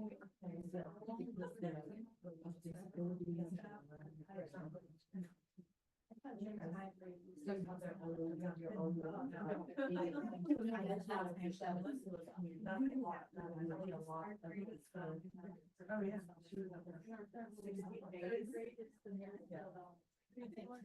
I think two that are for Full time. And then, yeah, 3 or 4. Yeah, so there's still like small enough. Big enough. A room. last 15 minutes. Yeah. You must have a lot of confidence and questions.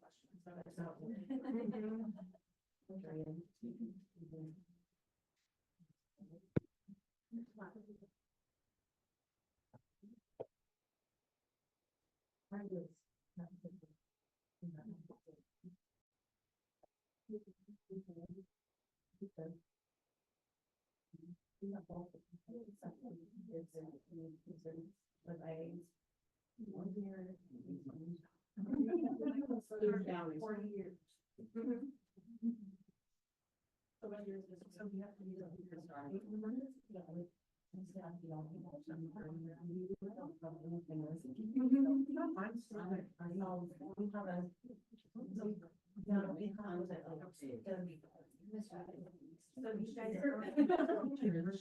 But then I'll have a good day on Friday. One good day. It's like a teacher. Because I'm assuming you have a special. Yeah, an endorsement or. My undergrad is in linguistics.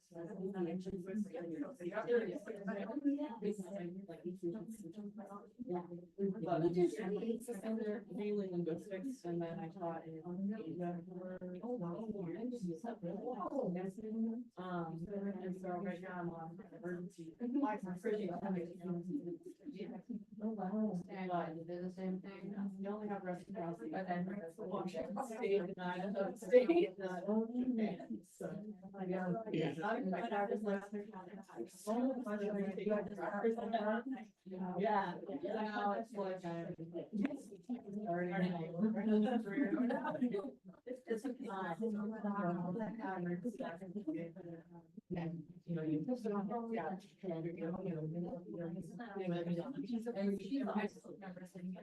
then I've already made a couple of their ESL.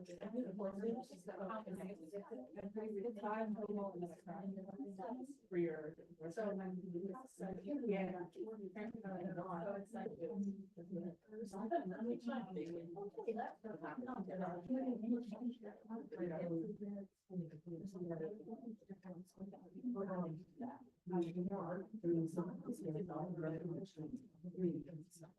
A lot of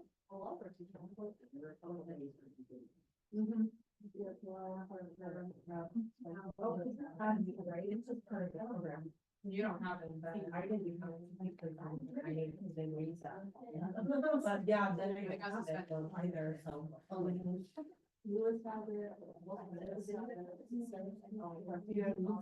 have a little way to get to the train.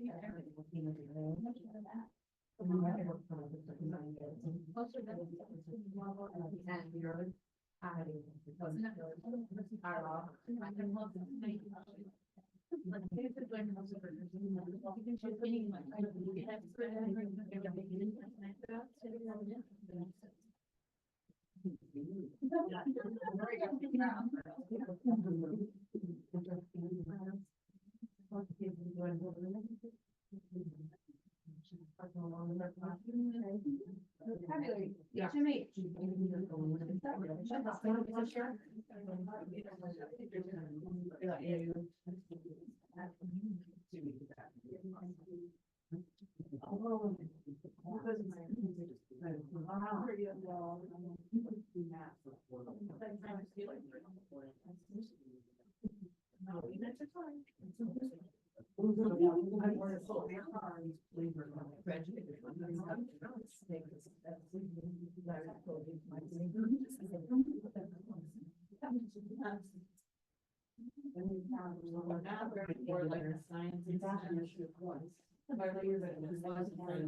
That's your first degree, right? It's science. Yeah, so we finally got home. I know, I'm living here. Yeah. This is very famous. Yeah. This is a high. This is. Yeah. This is all. I've never figured that out before.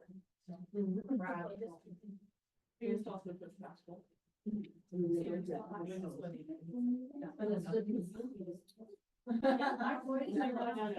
My dad only moved to the.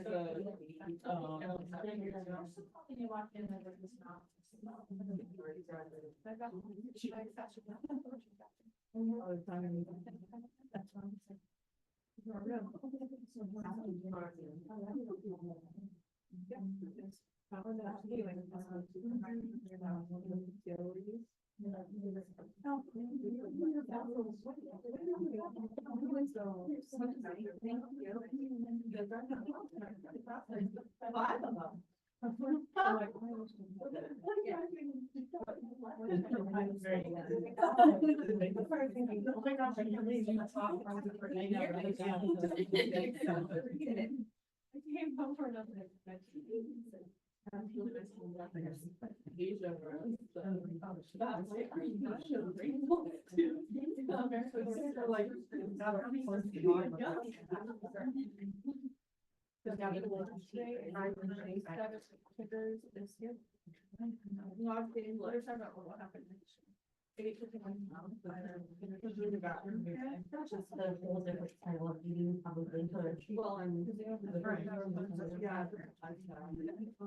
Well, but even like.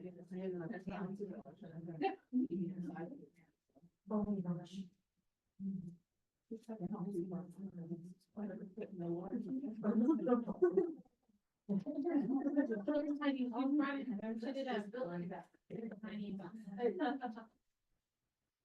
Yeah, I remember I brought shirts. I was like, this is an adult men's L.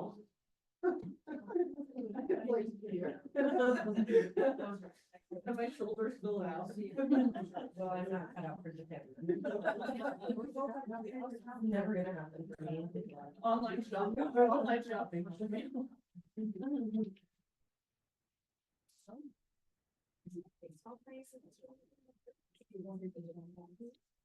Oh, the current guy. Oh, that I'm like, I don't buy that. I just. It's Walmart. It used to be. There's $2. Yeah.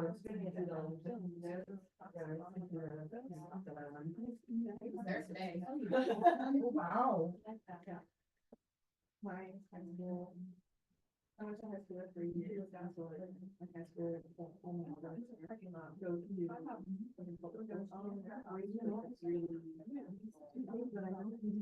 Baseball. And just go sometimes. My grandma. Along the years that I went to go.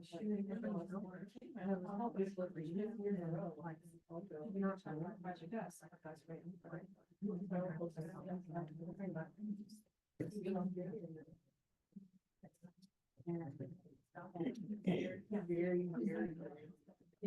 Oh, so it's like, and the announcers are like, it's my new chance. Well, it's your chance.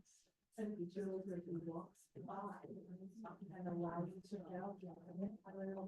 As long as you know what you have. It was $6. Wow. There's not, like, instead of shaking hands, you didn't bow there. So you were to shake there first. Yeah. And then. There's more on for you, want seconds. Okay. Thank you. It's very good. Thank you. There is a go box out there, not a whole lot, but we'll have some out there. Go grab for tomorrow and yeah. Some people stay there the night, right? Mm-hmm. And are like travel. Mm-hmm. Mm-hmm.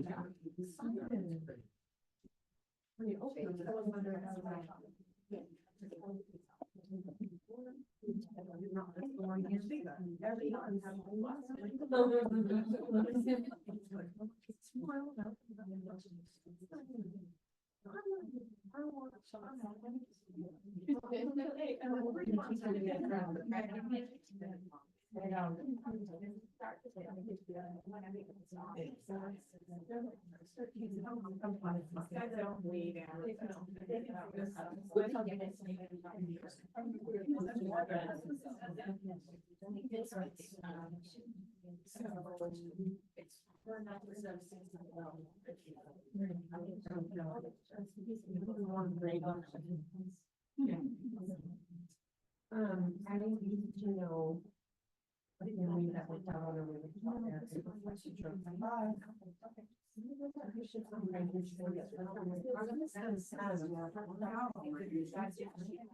Probably isn't gonna happen. Okay, sure.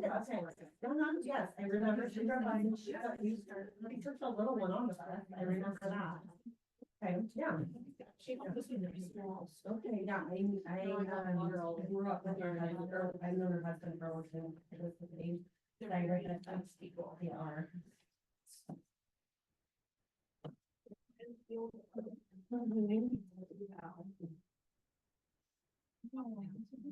They were, in Dale, and then. Yeah, he is somewhere, really not. You know, between Dale and Ontario area. That they have a house that is, you know, so, you can get one that's better, or, you can for them, closer to the moon.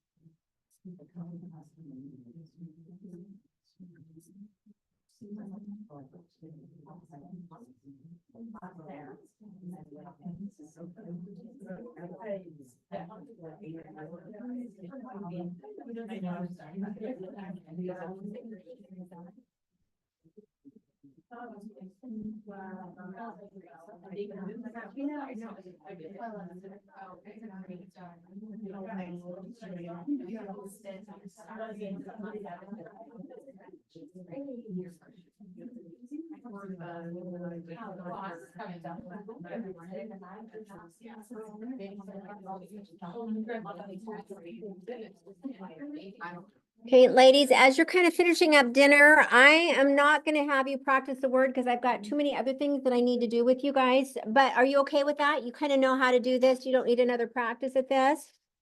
So I just want you guys to, as you're finishing up eating, because we're going to run out of time again, but I'm okay because remember, I'm back in April. So we're just going to continue the work. So it's okay to go slow today because I'm just going to continue on. When I come back in April, we'll have another Thursday evening session and we'll just continue the work. Okay.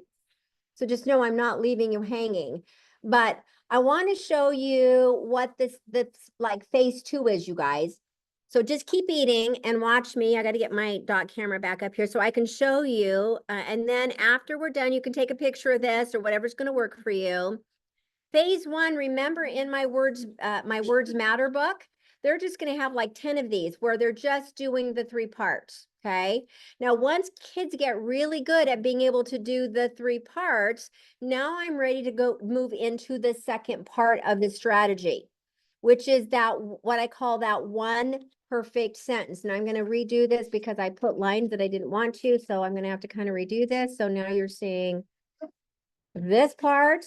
So let's just pretend, you guys, this is the bottom of this sheet. You guys see that? Okay, so now remember, I'm going to do this until 80% of my kids can really, with guidance and support, can really do this. Okay, now once we are able to do the 3 parts, the breaking down definition, now we're going to go to phase 2 or step number 2. And step number 2, I'm going to just say, this is my one perfect sentence.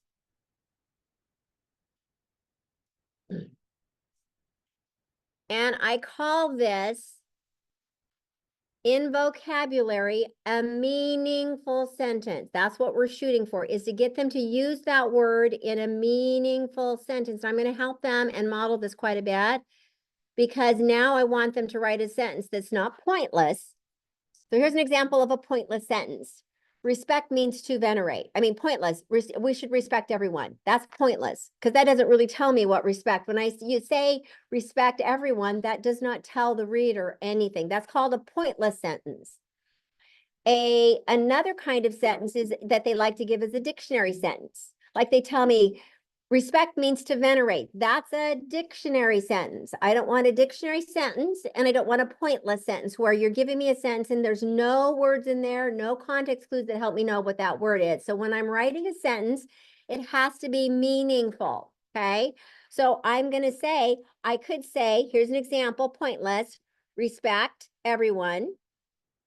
Okay, that's pointless. So let's write this so you guys have an example of a pointless sentence. Respect everyone. That is period. That's pointless. Doesn't help the reader. Doesn't tell me what that word, and I always make them when they're writing a sentence to underline the vocabulary word. And by the way, you guys, I like orange. Orange is my vocabulary color. So I'll make them underline the word in orange because orange means vocabulary. Purple means narrative. Green, yellow, pink means informative and opinion writing. So we've been doing colors all along. Those of you who've been with me forever know the colors. Those of you, if this is your first time, I use the colors of Step Up to Writing, but orange is not a step up to writing. It's a Westerberg color. I use it for vocabulary only. So when they're boxing words or underlining words, that's vocabulary, it's orange. Purple is narrative reading and writing. So this is considered a pointless sentence. A dictionary sentence is another one that kids like to do, and I don't accept that as well. So a dictionary sentence is just where they define it. Respect means to blank. And oftentimes they use a word that the kids don't even know what that word is. Like I could say respect means to venerate. Well, what in the heck is venerate? You know, so they use a word and it isn't helpful. So a meaningful is where we actually have context in there so the kids, whoever's reading it, can understand it. So here's an example. You can use mine. I respect, I'm going to let you finish it. This is what I call kind of like a sentence stem, and you're going to finish it. I respect my parents. So there's my sentence stem, my sentence nugget. By you finish the sentence, period. Okay, so everybody finish that sentence. I respect my parents by doing what? What do you do? By you finish it and do it with your partner. I always like to do partner work. I respect my parents by, and you finish it.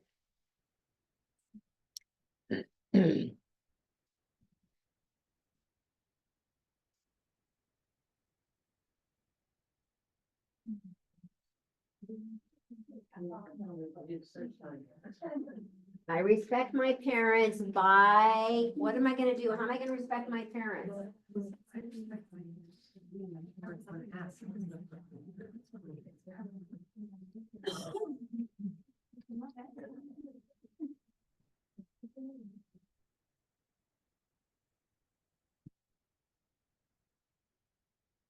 Okay, so some examples. I respect my parents by following their rules.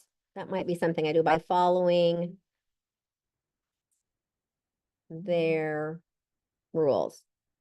Somebody else have something? I respect my parents by following directions. I respect my parents by, there you go. A lot of different ones. So you're giving them kind of an example here. And so that's an example of where I'm going to give them a sentence stem or a sentence nugget and they're going to finish it. Okay. Now here's something. If you've been with me and you've not done this, then I'm going to go, you need to do it now. You guys know, those that have been with me know about the editing pencil. If you are not using it, guys, I'm going to ask why, because this is really important. You need to have bookmarks that kids are using this to help them with the conventions of writing. So on every bottom of every sheet that I give them an editing, either they have an editing pencil as a bookmark on their desk, or on every piece of paper template that I give them, I have included a picture of the editing pencil. If you need one, I have these up here. You can come up and grab one. If you already have one, great. If you need one. Let's review the editing pencil. Would you turn and talk? Do you use it, first of all? So it's an easy yes or no. And if it's yes, tell your partner how it's helped your kids. Anybody has used it? Okay, it is so good for conventions. So the feedback I get from teachers is my kids struggle with writing a sentence. I can't get them to write a complete sentence. There's a lot of errors in there. So at K1, this is a K1 strategy, you guys. Now you could do it at second grade too. So a lot of my second graders will use this. Usually by third grade, I now am using cups. Cup C, capitalization U, usage P, punctuation S, spelling plus, is it legible? Usually at third grade, but if I have kiddos who are struggling, this is where I start. Now, you guys are going to take some notes. Most of you know this, I'm reviewing this, but you can take some notes. These are all extras. Grab one so you have it. I also have the colored one. So you guys, I'm going to give you my email because if you need the template, I can send this to you and you can just run them off. They're already color coded. So if you need it, you're just going to have to email me and I'll send it to you. I know that the Mal Here website has it as well, but it might be easier for you to just email me and I'll send you the template for this. And I cut these out, laminate them, and they're on their desk. I also make a great big one that I have on my wall so I can go refer to it. So here are the steps, especially for K1, you guys. Number one, does my picture match my words? The sun, does my picture match my words? That's this one.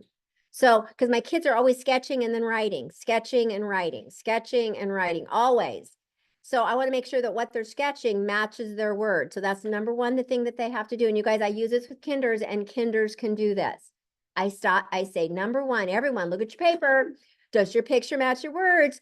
Give yourself a plus if you've got it. Leave it blank if you don't. We're going to want to go back and revise that. So I'm using it as a teaching for them to get them to write really good sentences for me. Number two, go. Did I start my sentence with a capital letter? Now that's my first step. My second is proper nouns, but initially it's just that first word in the sentence, okay? But eventually I'll say, remember, we got to also capitalize our proper nouns, our names of our characters, our names of our subjects. Finger space. Did I finger space between words? Okay, that's the finger. Okay, this one. Did I stretch my word? Beginning sound, medial sound, ending sound. Did I stretch my word so I have all parts? Or did I stretch my sentence? Can I make a longer sentence instead of he ran? And I don't want this. He ran, he really, really ran, he really, really, really, really ran. I want you to extend it. He ran where? He ran around the park. When? Every day. Do you see? I'm going to teach him how to stretch that 2-part sentence into a 3-part sentence or a 4-part sentence. I'm stretching the word and I'm stretching the sentence. And this one is the stop. Did I put a punctuation mark? Period. Exclamation point. Question mark. So now when my kids are reading a sentence, they're literally actually adding in the motions. I respect my parents by following the rules, period. You see what I just did? So it's period, period. And my kids are doing it so that they don't forget it. Exclamation. I remember being in a kindergarten classroom and this little girl, oh my goodness, last spring, woo, she was a jewel. Didn't realize what an issue she is in the classroom because I don't really want to know. I want to just go in there and let them surprise me. Well, this one did. Well, first of all, she called me honey bun all during the class. And she said, you look like an American doll. And she wanted to be like my helper and was like stuck to my leg. And she got mad when I was ignoring her. And I was really ignoring her on purpose because it was like she needed to be ignored. But then she threw a fit on the ground and was crying. And I was like wanting to laugh, you guys. And I had to kind of walk away and we got her situated. And then to get her back with me, I said, Anaya, you need to go and help Samuel. He needs your help. So she runs over there. And then we were doing the sentence and we were teaching the editing pencil. And she said to me when I was walking around looking, she said, honey bun. I said, yes, pumpkin. She goes, no, I'm Anaya. So I couldn't call her pumpkin, but she sure could call me honey bun. But I said, okay, Anaya. She goes, honey bun, I'm going to use an exclamation point because I'm going to say it with a lot of what? Energy and personality. This is a kindergartner. I said, Anaya, you do that. Go show Samuel how you did that. I mean, it was hilarious. And I walked away going, oh, I couldn't live in a kindergarten room for very long. Bless you, kindergarten teachers who do it day in and day out. Because I left exhausted and went, oh. They were all over the place, but you guys, what I realized is they were all over the place. They were loud, they were talkative, they were on the ground, on the chairs, under the chairs, but they were all talking about what? Writing. So I have to be okay with that. And that's hard if you're a intermediate or secondary teacher. But it was beautiful because she knew how to use the exclamation point perfectly. So exclamation point and then question mark. And they know that because dialogue, we're going to talk about dialogue because dialogue is a key elaboration in narrative writing. They have to have dialogue. Now there's some issues with dialogue we got to fix because I do a lot of he said, she said, they said, he said, I said, they said. There's a lot of that we've got to kind of clean up. Even at the middle school, I see a lot of that, way too much. In fact, I just got a text from my 8th grade grandson and he has an assignment to do a narrative. You guys, he doesn't know how to do it. I said, well, did your teacher teach you how to do it? He said, no, they assigned it. And now I'm here with you and he needs help on how to write a narrative and he's in 8th grade. Like 8th grade, you guys start early. And I said, well, do you know what you need? You need to add dialogue. Well, she didn't tell me. Do you know you need to add some description? She didn't tell me. Do you need to add some thoughts and feelings? She didn't tell me. Do you see things that we just start assigning kids and we think they know and they don't know? And he's an 8th grader that has a performance task of writing a narrative and he has no clue how to even begin. So you guys, you need your help. My kids, the older kids need your help. So really, really important. This needs to be glued. I always put that. I always make a picture on their paper that has it. So you guys, again, I have the templates for that if you need it, because I want to show you that the template, if I can find it really quickly, because usually I can't, already looks like this. So this is one of the templates that I use with my primary kids. See how it has their sketching up here, their writing here, and on the bottom of this is an example of their editing pencil. So the template my kids have access to all the time in my primary classrooms is this document, okay? So they're going to sketch and label up here the character and setting. They're going to sketch and label their favorite part. They're going to sketch and label one event. They're going to sketch and label the ending of the story, and they're going to write their sentence. Do you see how they're doing that? And then they have a reminder on how to make that sentence perfect. Okay, so turn and talk. Do you like this as a resource for your kids so that it's available for them? Everything's right there.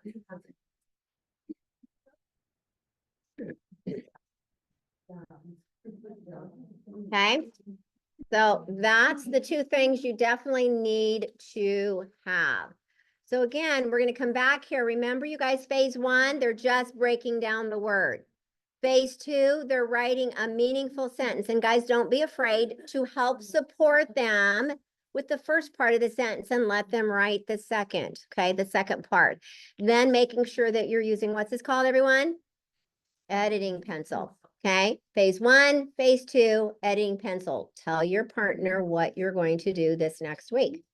If this is what you want to start with, tell your partner.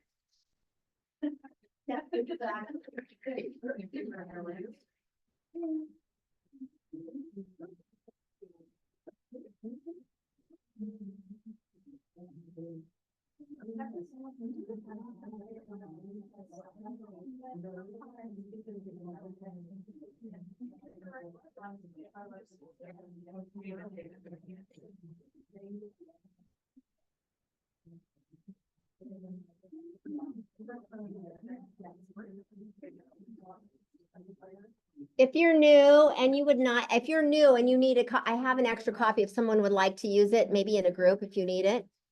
Do you all have one? Yours, you got one. Okay. There you go. And you guys can share.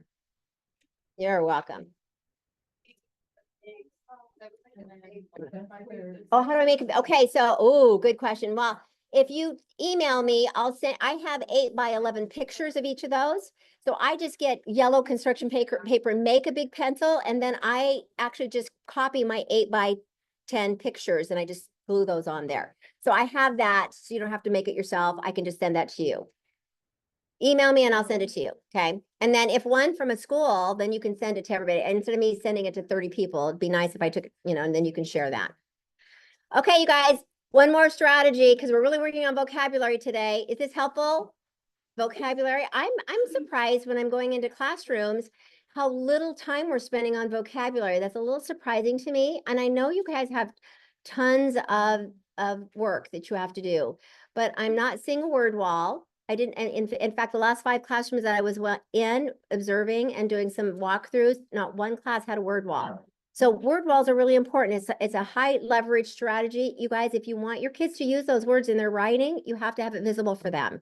So a word wall is going to be something that's going to be key. So let's do a word wall as another strategy. You guys know what that is, but let's put it down to remind us when we're thinking of vocabulary, that's going to be really important. Where am I showing my kids the words? I'm putting the vocabulary words on my word wall by unit. So you guys, I like to go by like units, like I said earlier. So like in September, let me give you an example of September. In September, I'm going to pick 4 picture books that all are around the same theme, right? Community, friendship, because I want to use that as a part of my classroom, building a community in my classroom. So I try to pick 4 books that are all around friendship so that I can talk about beginning, middle, and end. I can talk about,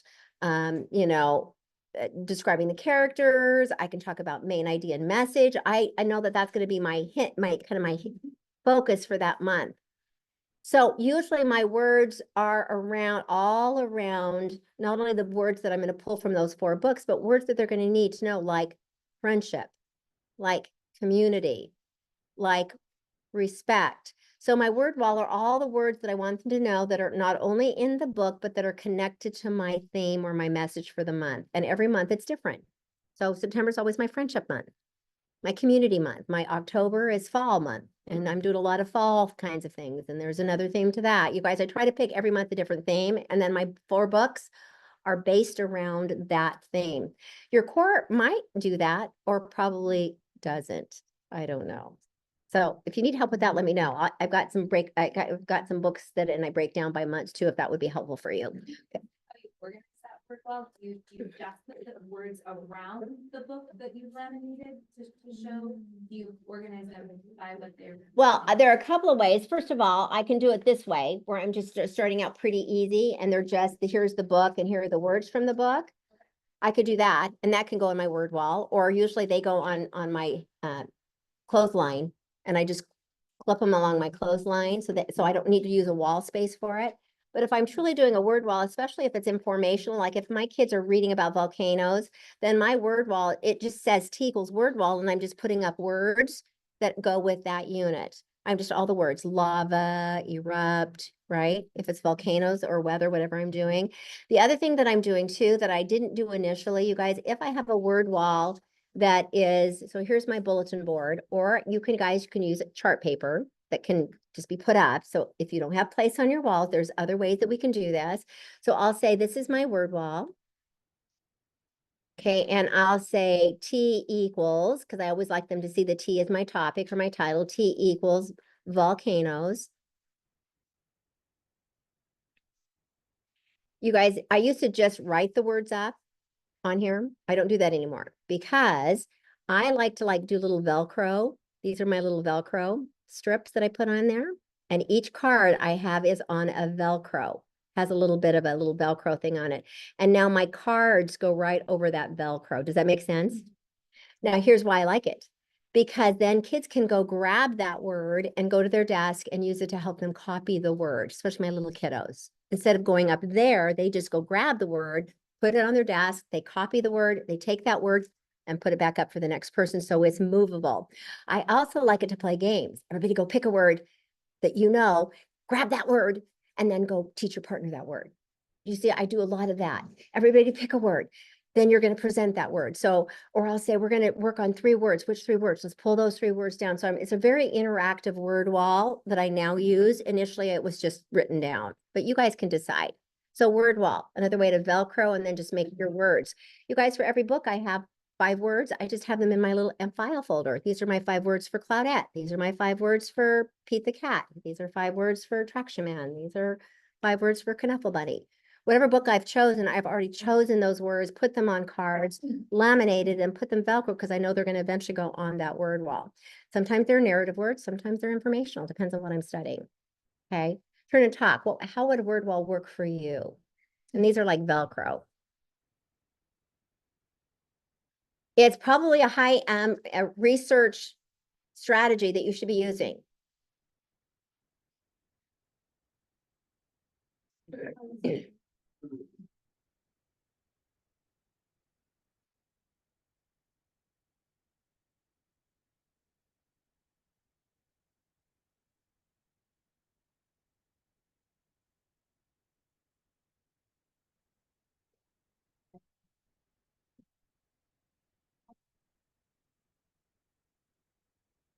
Okay. You guys also too, what I'm still finding as a scorer at the state level, and I know this doesn't apply to all of you unless you're a third grade teacher. I think do we have a third grade teacher in the group? I think Quinn teaches, yeah, you do. You guys, what I'm finding, by the way, starting at third grade on your state assessment is one category in the writing part is vocabulary, and they call it precise language.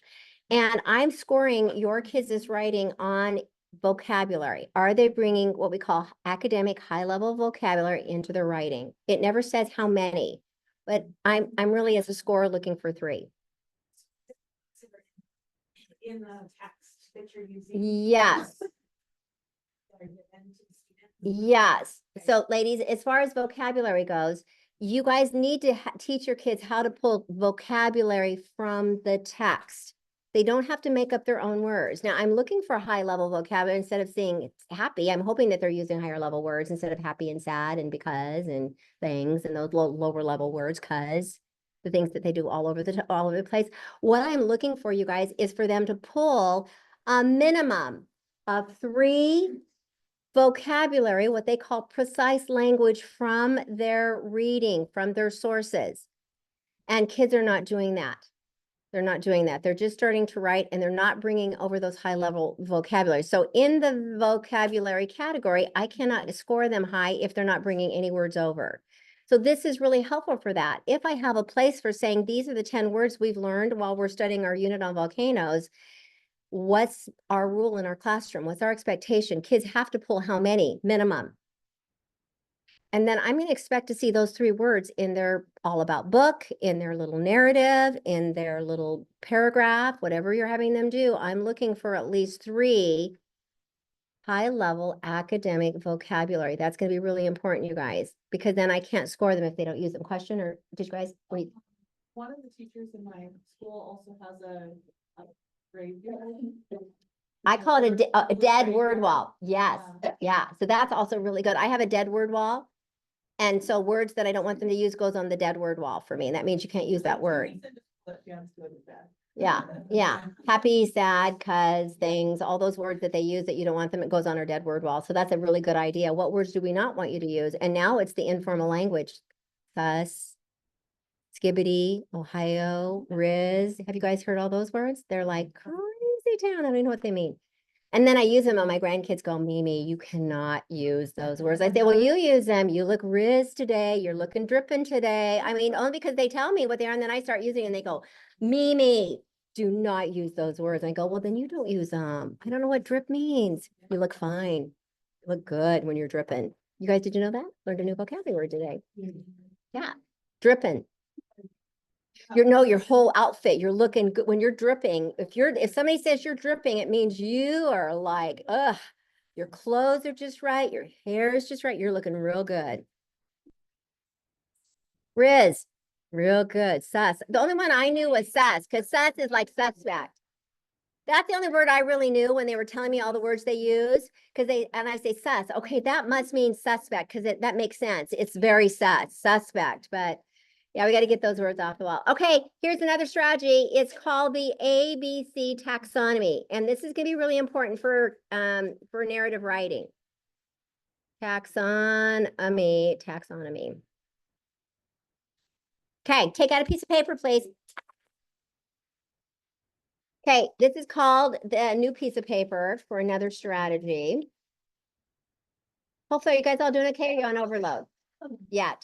On overload or no? Really today working on vocabulary strategies, which I'm glad I did just because I'm finding the classrooms, I'm not seeing a lot of vocabulary instruction. So hopefully you guys, that's not the case in your room and you're really going to up your vocabulary game, especially for your ELL kids.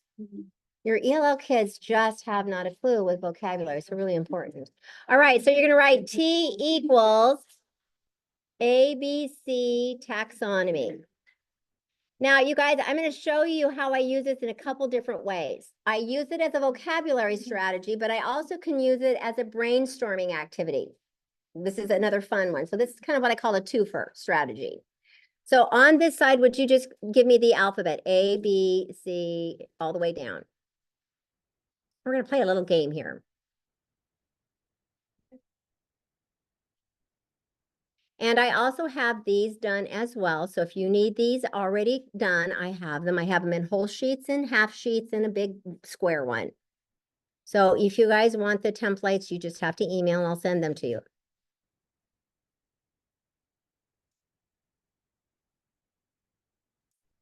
Okay, so for narrative writing, one of the elaborations that kids have to do is they have to use dialogue. Now you got to teach them that good dialogue. So I have a rule. So this is all focusing on the skill of dialogue. So let's write up there so you guys know that this is specifically for helping with dialogue.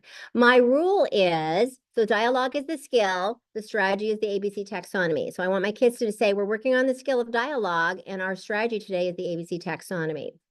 We're going to really focus on the word said because said is a word that we often see in dialogue sentences and it's overused. So and again, you guys, when I'm doing this lesson, I'm just going to read the book and I'm going to stop at every dialogue and go, oh, dialogue, let's read that. And I read the dialogue. And then I say, well, what did the author use? Did he use the word said? So what I want to do is help them replace the word said with other words, but it's through ABC. So another word for said is asserted. He asserted. Would it work, you guys? Okay, so it's my A, so I'm gonna write it, asserted. Is it 2 C's or 1? What?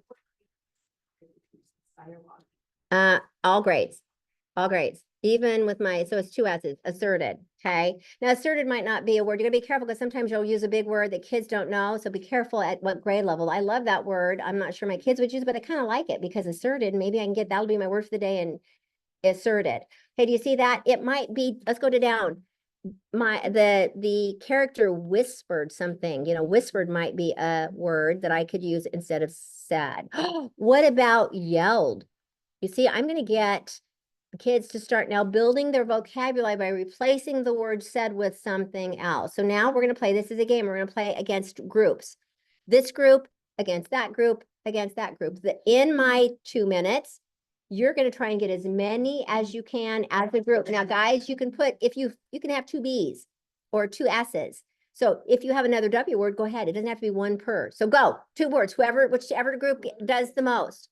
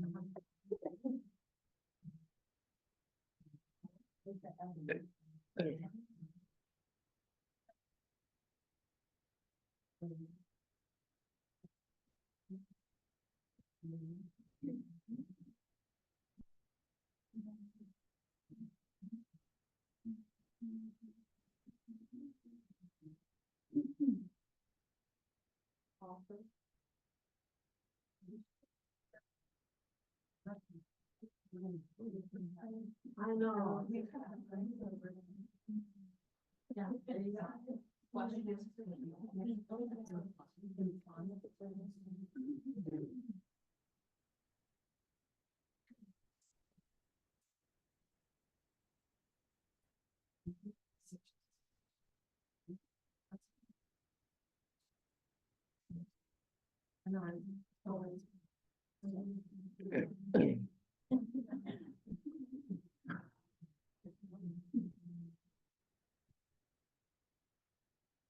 Okay, 30 seconds.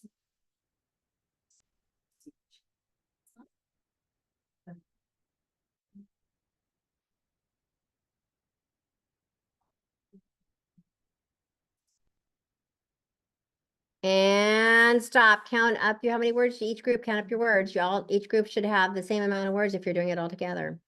Count how many words you have.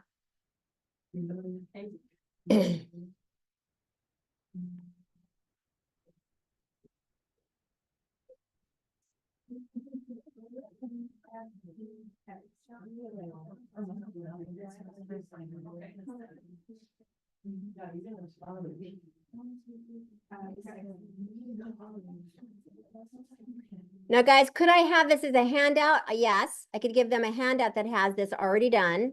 I could put this on a big piece of chart paper and we do it all together, right? That's another way that you can do it. It could be a bulletin board. I'll show you how I change it as a bulletin board. So how many did you guys come up with? 33. Did you, how many?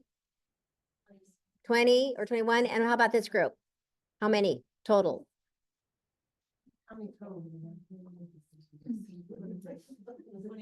23. So guys, you would win. Now here's what would happen with my kids. You're going to get 2 points today for participation. You get 1 point for doing a great job. You get 1 point. So nobody gets 0, but the winner gets 1 extra point. That's how I play the game.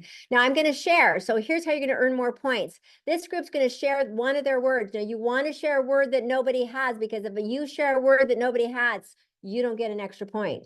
Okay, because somebody else has that word. So you want to try and share a word that they don't have because you want them to revise and put that word down. So if they share a word and you have it, don't yell, just raise your hand. And that tells them they don't get any points, right? Okay, so one word, everybody, just somebody throw out a word so I can show you how this works. Any word, but choose a word that maybe they're not going to have. Recite it. Raise your hand. Do you have it? You guys get an extra point. Everybody put recited on your R. That's called revision, adding words that you didn't have. So everybody put recited. Okay, next group, group number 2, share a word. Try to pick a word you don't think the other 2 groups are going to have. Hollered.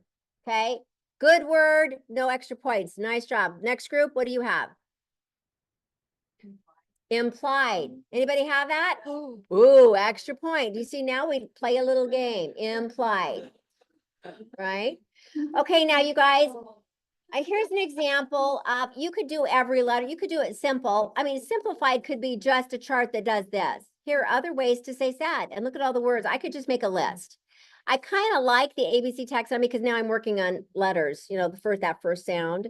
But here's just another way to make it, to simplify it. Okay, let me see if I have. Would you do this with them orally? Yes. Obviously not having them write it, but they could be part of the conversation. They tell me I write it. Yeah, I write it. Now, the other thing too that's really good is like for your, especially your ELL kids, is adding a picture. So sometimes I'll have the word and I'll try to find a little picture to go with it so they can connect the word to the picture, for especially for my ELL kids. Well, all kids, but especially my ELL kids, I like to put a picture by the word so that they can connect the word to the picture. That's another thing. Now, here's another way that I use it. So this is vocabulary. You're going to have to decide, how am I going to do this with my primary kids? And I'm doing this all the way up. With my primary, they're helping me, I'm writing on my chart paper, and we're just, you know, doing a few. That's one way to do it. Sometimes I don't even do the ABC taxonomy, and my anchor chart just looks like this. And I just have some examples for them. The other way that I like to use it, I have a template that looks like this that I'll send you. It looks like this. It's just one sheet that has a box for the word or the topic. And then each of these boxes have all the letters to it. You see, it's just one big square. So I like to use this one. You could do it for vocabulary, but I like it when we're introducing a unit of study and it's a grow as you go. So let's go back to volcanoes. If we're reading about volcanoes, every time I read a source and we learn a new word, guess what I want them to do? Put that word in the right box. And usually it's just word. So can you think of any words that pertain to volcanoes? We haven't read anything, so this is just off the top of your head. Are there any A, B, C, D, E, F words that are connected to volcano that I might read? Formation. See, now I'm pulling words right from what they're reading. Okay, so this is helpful so that when they're writing their little all about book about volcanoes, guess what I'm going to ask them to do? I at least need to see 3 of those words. And you know what really happens? I don't even have to say 3 because kids just automatically start to use it once I teach it, and they start to pull those words to write in their sentence. Because I'll always say, remember, today we're writing a sentence about what we learned about volcanoes. What would be a good word today that we could use? Everyone, erupt. Let's use that. And again, I can do my fast mapping with that word really quickly. I could spell it E-R-U-P-T. Your turn, ready? E-R-U-P-T. Use that word in your sentence. You see what I've just done really quickly to get them to use that vocabulary as well. So this is the one that I really like, and I already have the template done for you that I'll send you. This is one more that I like to use for informational text and for my little kiddos. The other way that you can do this, so this is for content, use for vocabulary. You can use it for content when you're studying a specific unit. And then the other thing when it comes to writing, this can be a brainstorm activity. So if they're writing about, let's give you an example. If they're writing about my cat, they're going to brainstorm thoughts that come to mind about their cat. They're furry, F, right? What else do I know? Treats. So all the things that I know I want to write about my cat, then I can start to put it in my ABC taxonomy. So there's a number, and you can use it for vocabulary, you can use it for content, and now you can use it as a brainstorm for writing about one of their topics. All right, turn and talk. What do you like the best? How would you use it? You don't have to use it all the ways. I just gave you some examples of what do you like for a starting place for you? How might you use it? I gave you like 2 different examples here. What do you think? Talk to your partner.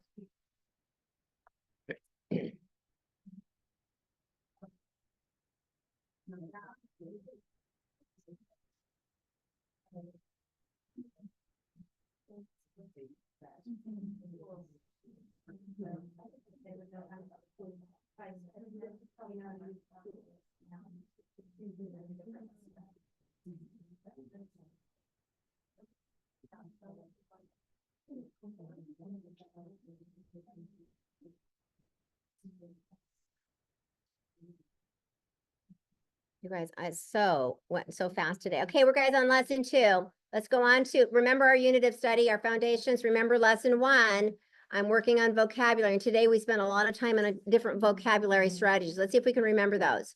Fast mapping, breaking down definitions, ABC taxonomy, word wall.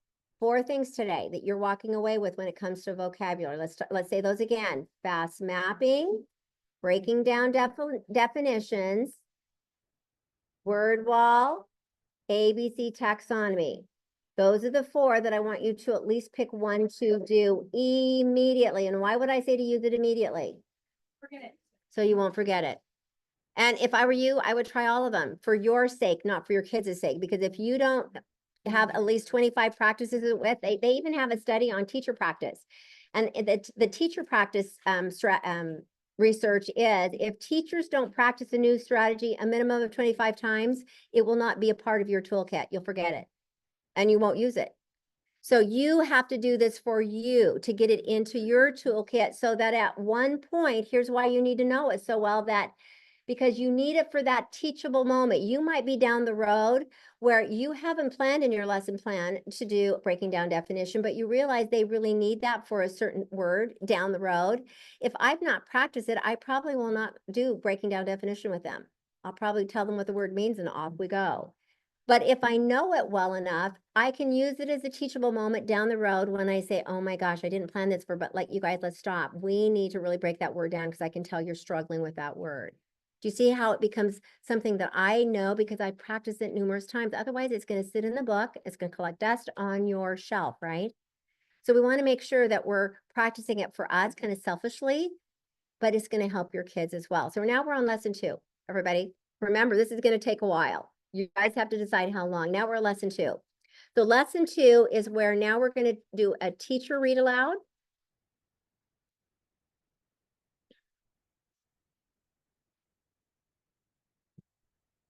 And then we're going to, if you can, and this is going to be hard for you guys. So the second thing after the teacher read aloud is you're going to do some time and text strategy where you're getting the kids to read. So time and text. Would you turn really quickly and tell your partner what you know about time and text, the time and text strategy? What do you think that means, time and text? If you're not sure, that's great. I'll tell you, but just take a gander. What does it mean when I say time and text? What do you think that means?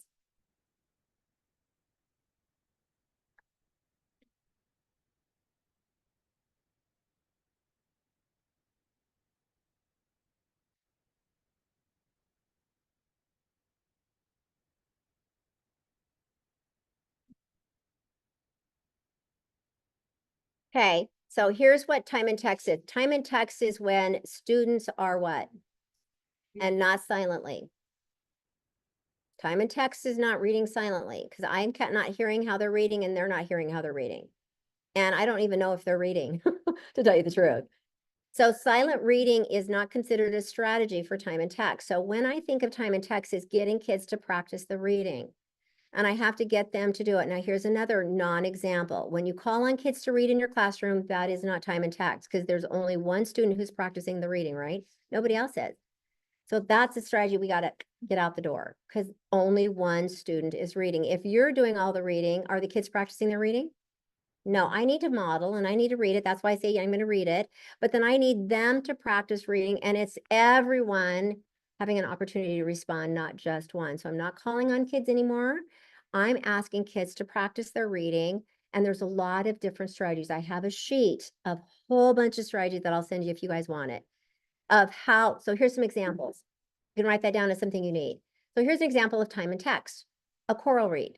We all read it together. Now that's not my favorite because to get 100% of kids to choral read a whole sentence is like crazy town, especially at the little gauge. So that's not one I use. So here's how I might do a choral. I'll do what I call a close read.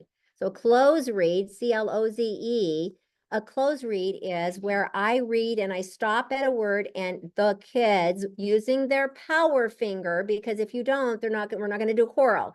So I teach this to my little kinders and first, especially my first graders because they're reading pretty quickly. I'll say, I'm going to read using my power finger to help me keep track of my words. And then I'm working on speed as I'm reading. So this power finger is a really powerful finger because when I'm reading, you're going to follow along using your power finger. When I do close reading, this is really helpful because you're going to follow my reading. I'm going to model that. When I stop at that word, I'm not going to say the word, you're going to read the word. So let me give you an example back here with my sentence. Here's an example of a close read. Everyone, power finger up, ready, go, pretend.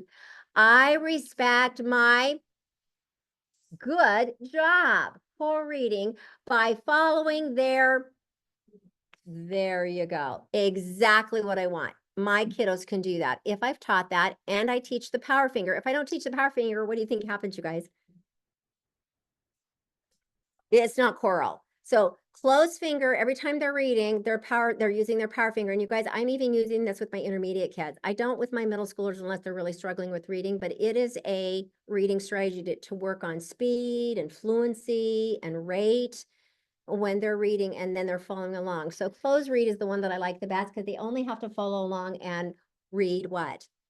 One word. And you guys, am I going to pick the hard words? Not initially. I'm going to put easy words. Close. I might do a sentence by sentence. Now I can do a teacher to student or a student to student. So sentence by sentence. That's an example of another one where I read one sentence and my partner reads the next sentence. And then I read the third sentence and we go back and forth. So sentence by sentence. I can also do what I call a phrase read. Now see, they get harder as you go. So a phrase read looks like this. Phrase, I do the first part of the sentence, you do the second part of the sentence. Remember, the second part you have to read in the what?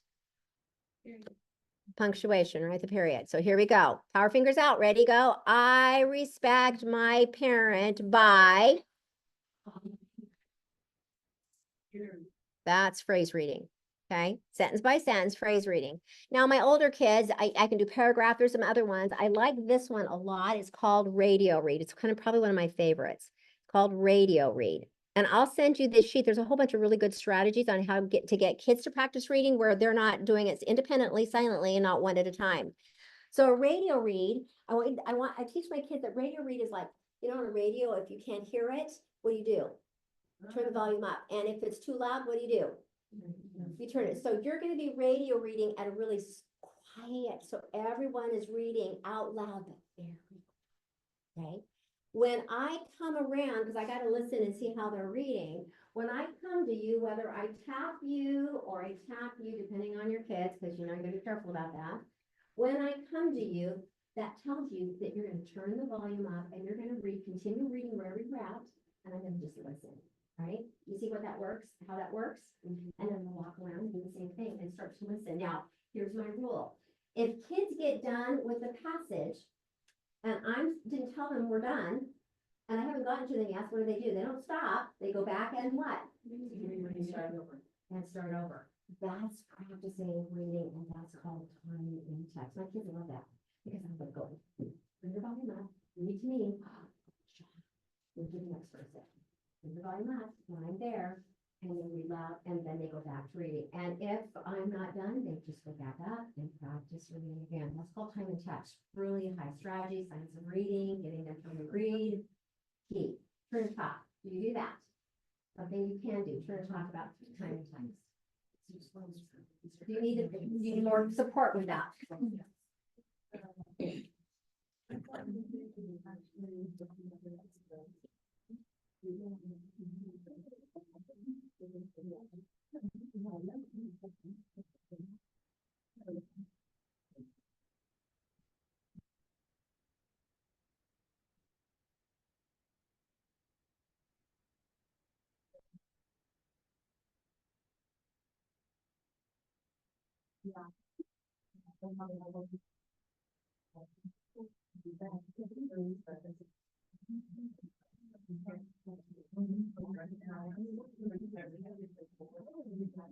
And then as we read it, I was like, oh, you didn't have it. The lesson, all this, we're not really.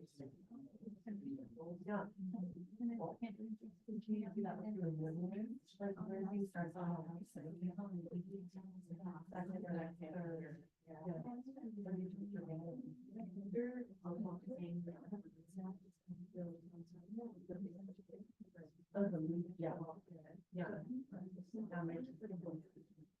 Okay, so lesson 3, you guys really more, and again, email me and I'll send you my strategy list of time and text, because there's some really good ones on there that you could use to get kids. And here's the deal, you guys, if you want our kids to be better readers, and we're working on that 60-40 rule, some of you, how many of you remember the 60-40 rule? Anybody? I know Stacy does, because they're really tracking that. Stacy is.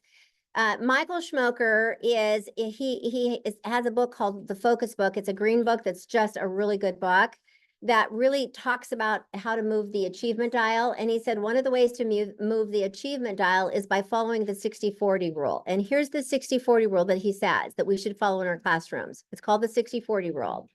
He says if we want the achievement dial to move to a place where we feel good about that, benchmark, our achievement dial moving to where it needs to be, our kids need to be reading 60 minutes every day across the day. 60 minutes every day across the day. And they need to be writing 40 minutes every day across the day. Now, he will specifically say silent reading does not count as the 60 minutes. And by the way, dropping everything and reading for 20 minutes, I'm going to ask you, is that really a good use of time for your kiddos? I'd rather they do time and text than silent read for 40 minutes. Personally, I just got to take some of those things that I always used to do, because I can't have time be my barrier. Because I would tell my mentor, I don't have time to do it. My schedule's totally full. And she would then say, Yolanda, let's look at this DOL. You drop everything and your DOL or you drop everything and read time. Dear, read. Thank you. DOL is language. Drop everything and read. And she says, how is that benefiting your kids? Well, I like it because then I can sit at my desk and have quiet time for just 20 minutes. It's really for me. And I went, ouch, because that's 20 minutes that I could be doing something else that's going to be much more valuable and important to them. And then I can't use that I don't have time anymore, because I have 20 minutes that I could do something really meaningful. Could I still have them rereading? Yes, but it isn't going to be silent reading, and it's going to be time and text, or it's going to be doing some annotating. It's going to be doing something during that time, even though they're reading. Could I still have them read their own book? Yes, but it's going to be different. So I think we have to think about, why is this important? And if it's important and it's research supported, why am I not doing it? And I think that's just something to think about when you think about how much kids are reading. So the 60-40 rule, those of you that have never heard it, tell your partner, are even close to that, because we have buildings who that's a goal to try to hit for 60-40. Turn and talk. Do you think you're hitting that?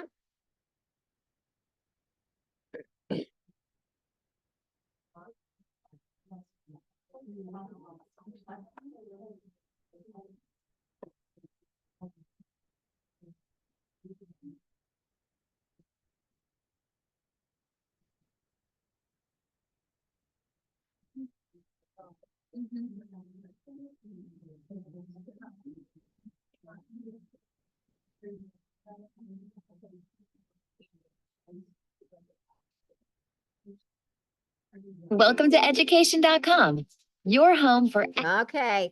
Something to think about. It's called the 60-40 rule. I love it. I have some buildings that are really tracking, and that's their building goal for the year, to see if they can get all of their grade levels up to that 60-40.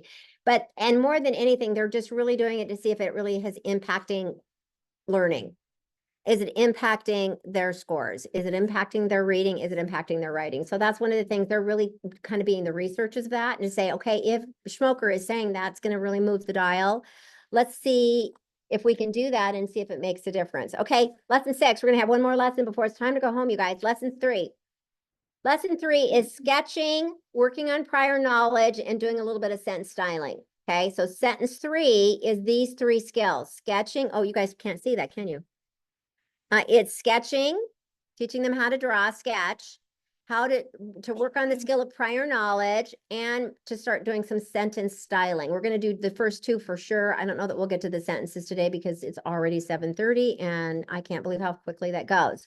So we're going to use the circle chart as our strategy.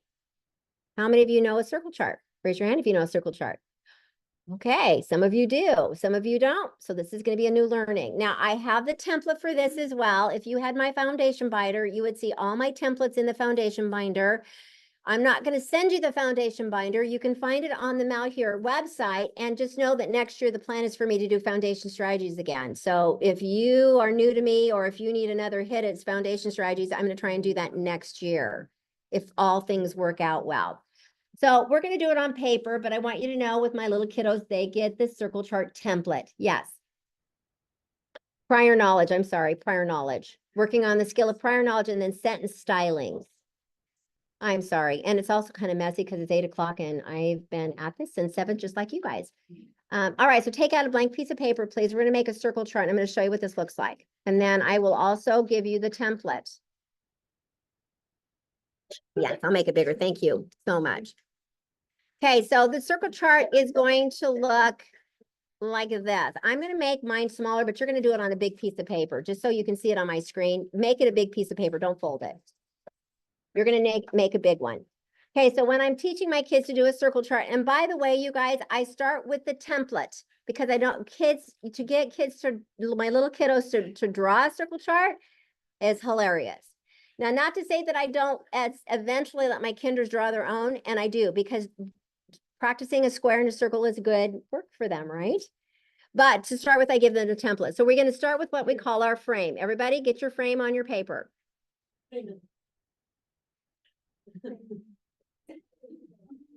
Okay, so your frame looks like this. It's just, you got your box. It's kind of like a picture frame. That's why I tell them, this is my frame. Okay, and in this frame, you're going to draw a great big circle.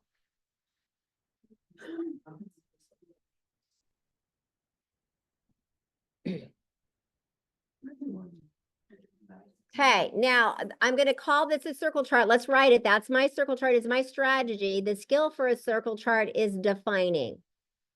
So a circle chart is my strategy for the skill of defining. Another word for defining is brainstorming. Another word for defining is listing. Okay, so there's words, and I'll send you the definition, the sheet that goes with it that tells you, defines it, and tells you all about it. Okay, The circle chart, this is called the frame. So I even say the frame is really important, readers and writers, and I'll tell you what we're going to do with the frame in just a minute. Okay, so now we're going to brainstorm. So there are two things that I want my kids to do. This is kind of working on sketching and prior knowledge.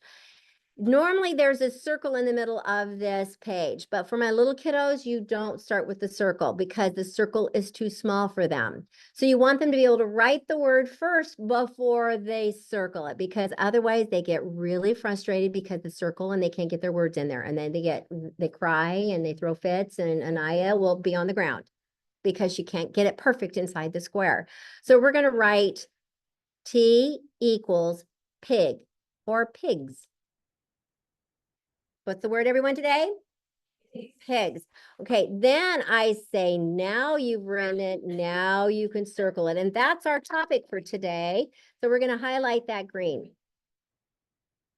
Now, you guys, whatever my subject is, just to let you know, this is all connected to my first mentor text, which is Little Oink, right? That's my first book.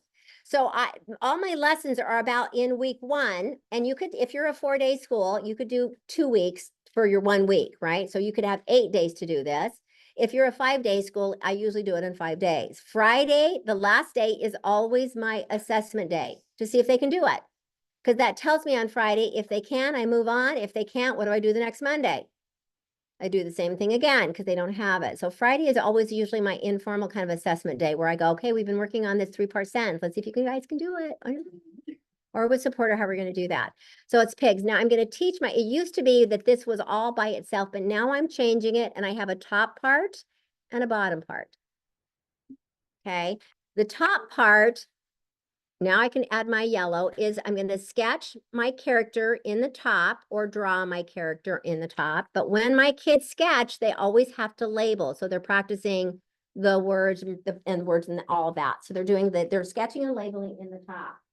The bottom part is for working on the skill of prior knowledge. So now it's down prior knowledge. I know we're going to be reading about a pig. So I've got, and again, depending on what my book is. Okay, so first of all, I'm going to work on teaching them how to sketch. And you guys, I'm not an artist. I have a friend who's wonderful, but you guys, I don't have to be good at this because YouTube is really good. So you guys are going to draw up here a pig, but we're going to do the how to draw a simple pig. So everybody ready? Let me do this. You're going to draw as we watch this. Hold on. Separately crafted resources to help your learners succeed. Oh, what did I do? No, that's not good. Oh, there we go. Ah, goodness, there we go. We're going to skip that. Welcome on Super Easy Drawings channel. Today, I'm going to show you how to draw a pig step by step. Let's start drawing.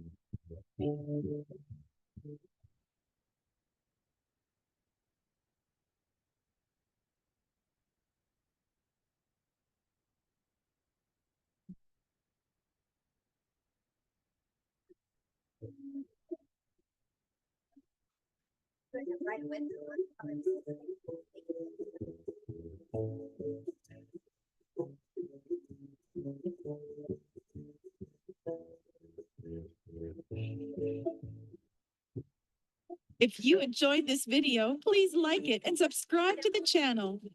It's so fast. Wait. Okay, so again, because it's so fast and kids are going, wait, they already know that I'm going to show them twice. So they are really good at saying, or I'll stop and catch them up. So let's start again, you guys. We're going to draw a pig. Now you can Drawing. go.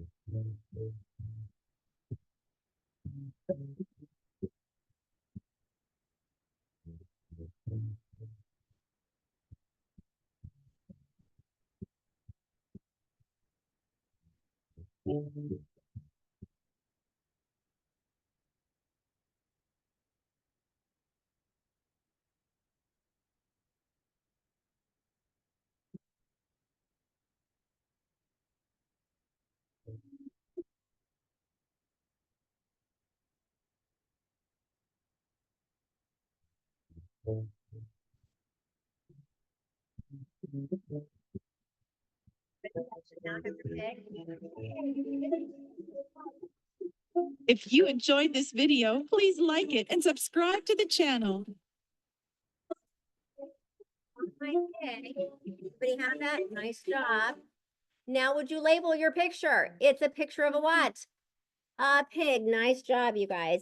All right, so now what I'm going to do is we've drawn, you guys, anytime I read a book, they're drawing the character. Make a note.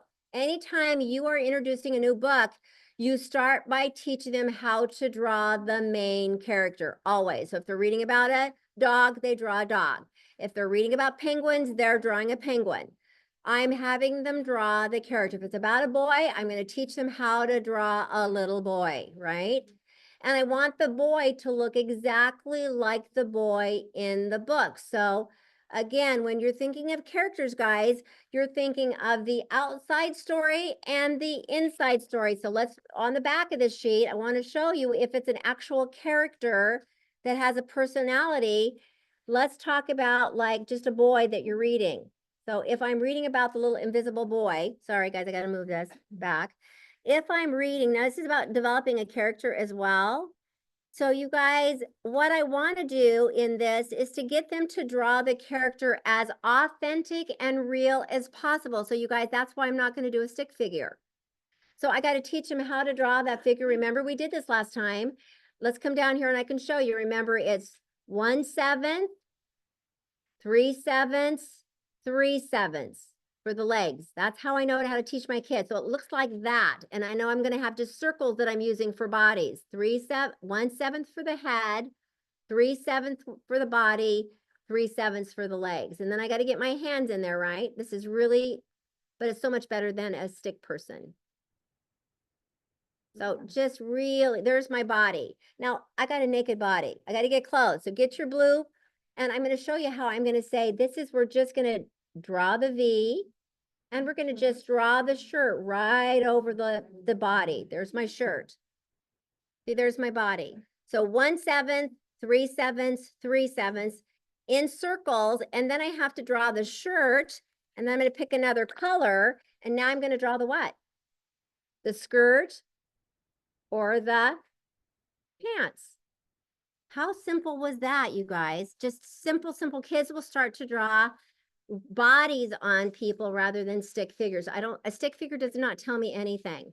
I also want to say, you guys, our character has like a cut, but it's almost like a what do you call that? A mohawk, there you go. And my character actually wears glasses. So you want them to draw your character as close to the real character as possible. If you have a character that has curly hair, I need to know that it has curly hair. I need to make sure that my kids have the brown color crayons because our skin is not all the same color. So I want all that, what do they call it? It's a special box of crayons. Yeah. Skin tone colors, yeah, because, and then I read the color of us because every time I teach, I try to add a book to it. So if I read the color of us, which is a book that's so beautiful because it says, you know, so-and-so is the color of caramel. Her skin is light. Her color is the color of dark chocolate. It's a book that's called The Color of Us. It's beautiful. So that when I'm teaching them how to draw and thinking about characters, I want to say you have to draw your character as real as possible. So you guys, I also want them to think about this. So here's my character. T equals my character. I also want them to be thinking, if it's a real person, I want them to be thinking, I do a T chart, you guys, and I'll go outside story versus, and usually we do this together. The inside story. Now, my older kids, if they've already seen this, and they start to build their own character and they tell me the outside story of their character or the inside story of their character. So what do you think on the outside? It's what we see, physical characteristics. He's a boy, boy. He's 10 years old. He's got a mohawk. He wears glasses. You see, you're making them list everything that makes this character very, very special. Okay, so this is the outside story. But I also want to be thinking about characteristics, not physical characteristics, but personality, inside story. So what is your character? So your inside story, what is he? He was very shy, right? He was very kind. See, now those are characteristics that really tell us what this character is. So it's what is it called? You guys, the outside story and all right, turn and talk. How might you teach this with your kids? What would this look like? You guys, and I start by just reading about a character and then and they describe that character before they even create their own. So turn and talk about the outside story versus inside story.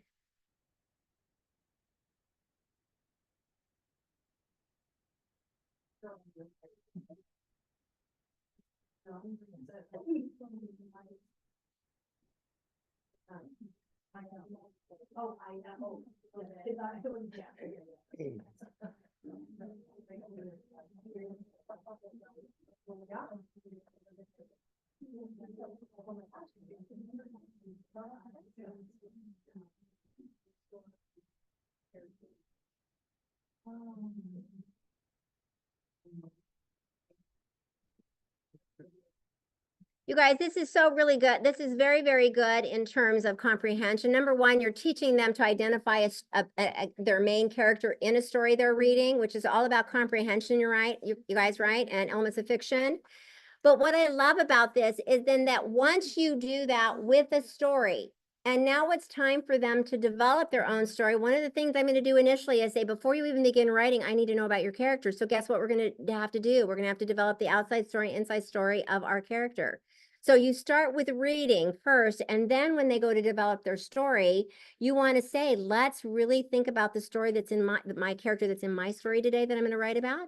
And you need to tell me the outside. What does he look like? Outside, physical. And what about, is he going to be angry and mean, or is he going to be kind and courageous? You got to determine your character, because this is going to help you know what kind of story you're going to write. And even our little kiddos can do this. So you start with reading, move it into what? Writing. Now, here's the other reason I like it. In reading, I can say, in the beginning of the story, here's the outside story of my character, and here's the inside story of my character. But at the end, I want to know if this character has what? Changed or grown. So I'm going to do another one. This is going to be for the beginning of the story, right? And then I'm going to do it again. And I'm going to do, now let's do it for the end of the story. And those characters, did that character grow over time? Did that character change? So just another story element that is just really good for this. Can I do this? By the way, another thing, if I have two characters in a story, I could do the outside story of character one and the inside story of character one. Then I could do another one because I have two characters, right? And I can do the outside story and the inside story of character two. And then I can work on the skill of comparing. So it's like a 3-fer, a 10-fer. I try to do a strategy that I can use in multiple ways. First in reading, and then where? In writing. Their stories are going to be so much better and richer if we do this. Inside, outside story. Okay, last part. The other thing now is I'm going to work on prior knowledge. Now remember, I'm color coding this. So in a circle chart, the reds are in the inside, the yellows are on the outside. So this is I'm telling them what to do. That's a yellow. And then on this one, I'm telling them what skill we're going to work on, prior knowledge. Okay. Really, this sketch that they're doing is a red when they've sketched it. It's really a pink or red. It's an evidence. They're just drawing it for me. Down here, because I know they're going to be reading about a pig, I want them to be thinking, what do I know about pigs? Okay, so and usually I can do it 2 ways. Here's what my little kiddos love. I like to give my little kids 3 pink sticky notes. And I'm telling you, these little kiddos, I just give them 3 sticky notes and they put their sticky notes, and each sticky note has something on that sticky note. It's pretty fun to watch K and 1 use pink sticky notes. But if you don't have a sticky note, you just do 3 dashes on the page. So I'm going to give you an example. It could be a dash and they write, or this could be a pink sticky note, another pink sticky note. So now the kids are just putting their pink sticky notes on the bottom part of this. My goal is for them to tell me 3 things they know about pigs, and they're going to sketch and label on the sticky note or right here. So with your partner, come up with 3 things that you know about pigs. Let's everyone do one together so I can show you. What's one thing that we know about pigs? They oink. Okay, fact number 1. On your second one now with your partner, give me 2 other things that you know about pigs. Oh, but I can't picture that. So if you say smart, oh, this is what I tell kids. If you say smart, I'll say, I can't picture that. How are they smart? See, there's that dot right there. So if they give you a word and I usually say, if they give me a word and I want more, I'll say smart. I can't picture that. What more can you say? How are they smart? Because you want them to get to that dot. They're smart, but how are they smart? I don't know. And then give me another one. Oh, they eat a lot. Oh. Now, most of my kids can copy what I'm doing if we're doing this together, but usually they can sketch and write this. It's amazing what they can do. So I'm just saying pretty easy for them to do this. If you're thinking they can't do it, I do it. I model this a lot with my little kiddos and they're easy to do it. Could you add more? Yep. Okay. That's where we're stopping today. That's the beginning of my lesson. Now I'm going to also send you guys the lesson that has all the other steps. Even though I didn't show you, I'm going to show you the lesson that I would do that continues so you can kind of get an idea. And I've added some more things that's not on there. I think I'm going to tweak it before I actually send it to you. But I actually have what I call a 3 to 5 day plan already done on Little Oink. But you guys, here's what I do. I'm going to give this to you because I've already developed it for Little Oink. But you're going to just do the same thing the next week with Claudette. The next week with Knuffle Bunny, the next week with Traction Man. Do you see? You're just going to repeat this lesson how many times? I gave you all the way up to just the first part. There's a whole bunch more you can do. And I'm going to show you. I'll send this to you when I finish it, revising it a bit. And then you'll have a lesson plan for 4 weeks. When do you want to start this? Can you give me a week before you start it? Okay, I'll try to get this done here in the next week and get this sent to you. I'm going to model in April how it will look, because sometimes seeing it and doing it, I'm going to still model it for you so you can see how I approach it. And I'll do one, maybe I'll try another book so you'll get another hit at it. Any questions? All right, exit out today. Take out a sticky note. Here's your exit strategy. Kind of like a 5-day plan is what it's going to show. But remember, if you're a 4-day school, it could be your 8-day plan. If you're a 4-day-a-week school, it could be an 8-day plan. All right, here's your sticky note. You guys are fabulous today. I love meeting with you guys. My favorite session is coming on Thursday nights. I know it's after school, but I love coming and I love you. So thank you for being here, taking time out. Most of you for not even getting paid. So that you need a check in the mail. I wish I could give you one because that's awesome that you're here. All right, here's your sticky note. I want 3 new learnings today.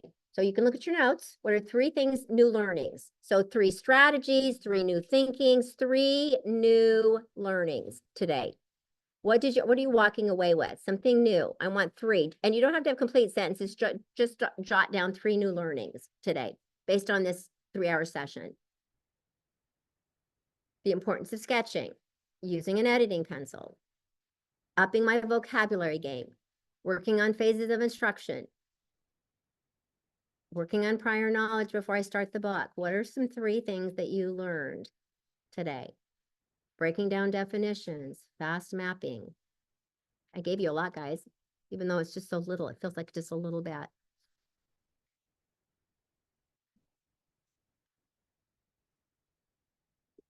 Then you're going to do on number 2, you're going to do 3, 2, 1. So 3 new learnings is your 3. You're going to pick 2 things you're going to commit to trying. What are the 2 things, minimum, 2 things you're going to commit to trying immediately?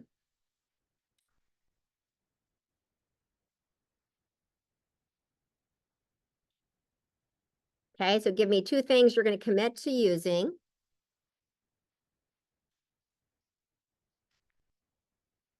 And then 1 is one thing I need, and it cannot be time, because we all need time. So you have to think of something else. One thing I need, but can't be time. Okay, so 3 new learnings, 2 things you're gonna commit to doing immediately, because you'll forget if you don't, and 1 thing I still need. And before you can leave, are we in here, Jason, in the morning? Okay, but so if you guys would just kind of clean, the email's wrong? Well, are we here for the intermediate group? Yeah, all those notes. It's wrong on there. So 3 through 5 is in here in the morning. Yeah, 8:30, yeah. So if you just would put all the materials back in the middle of the table, that would be awesome.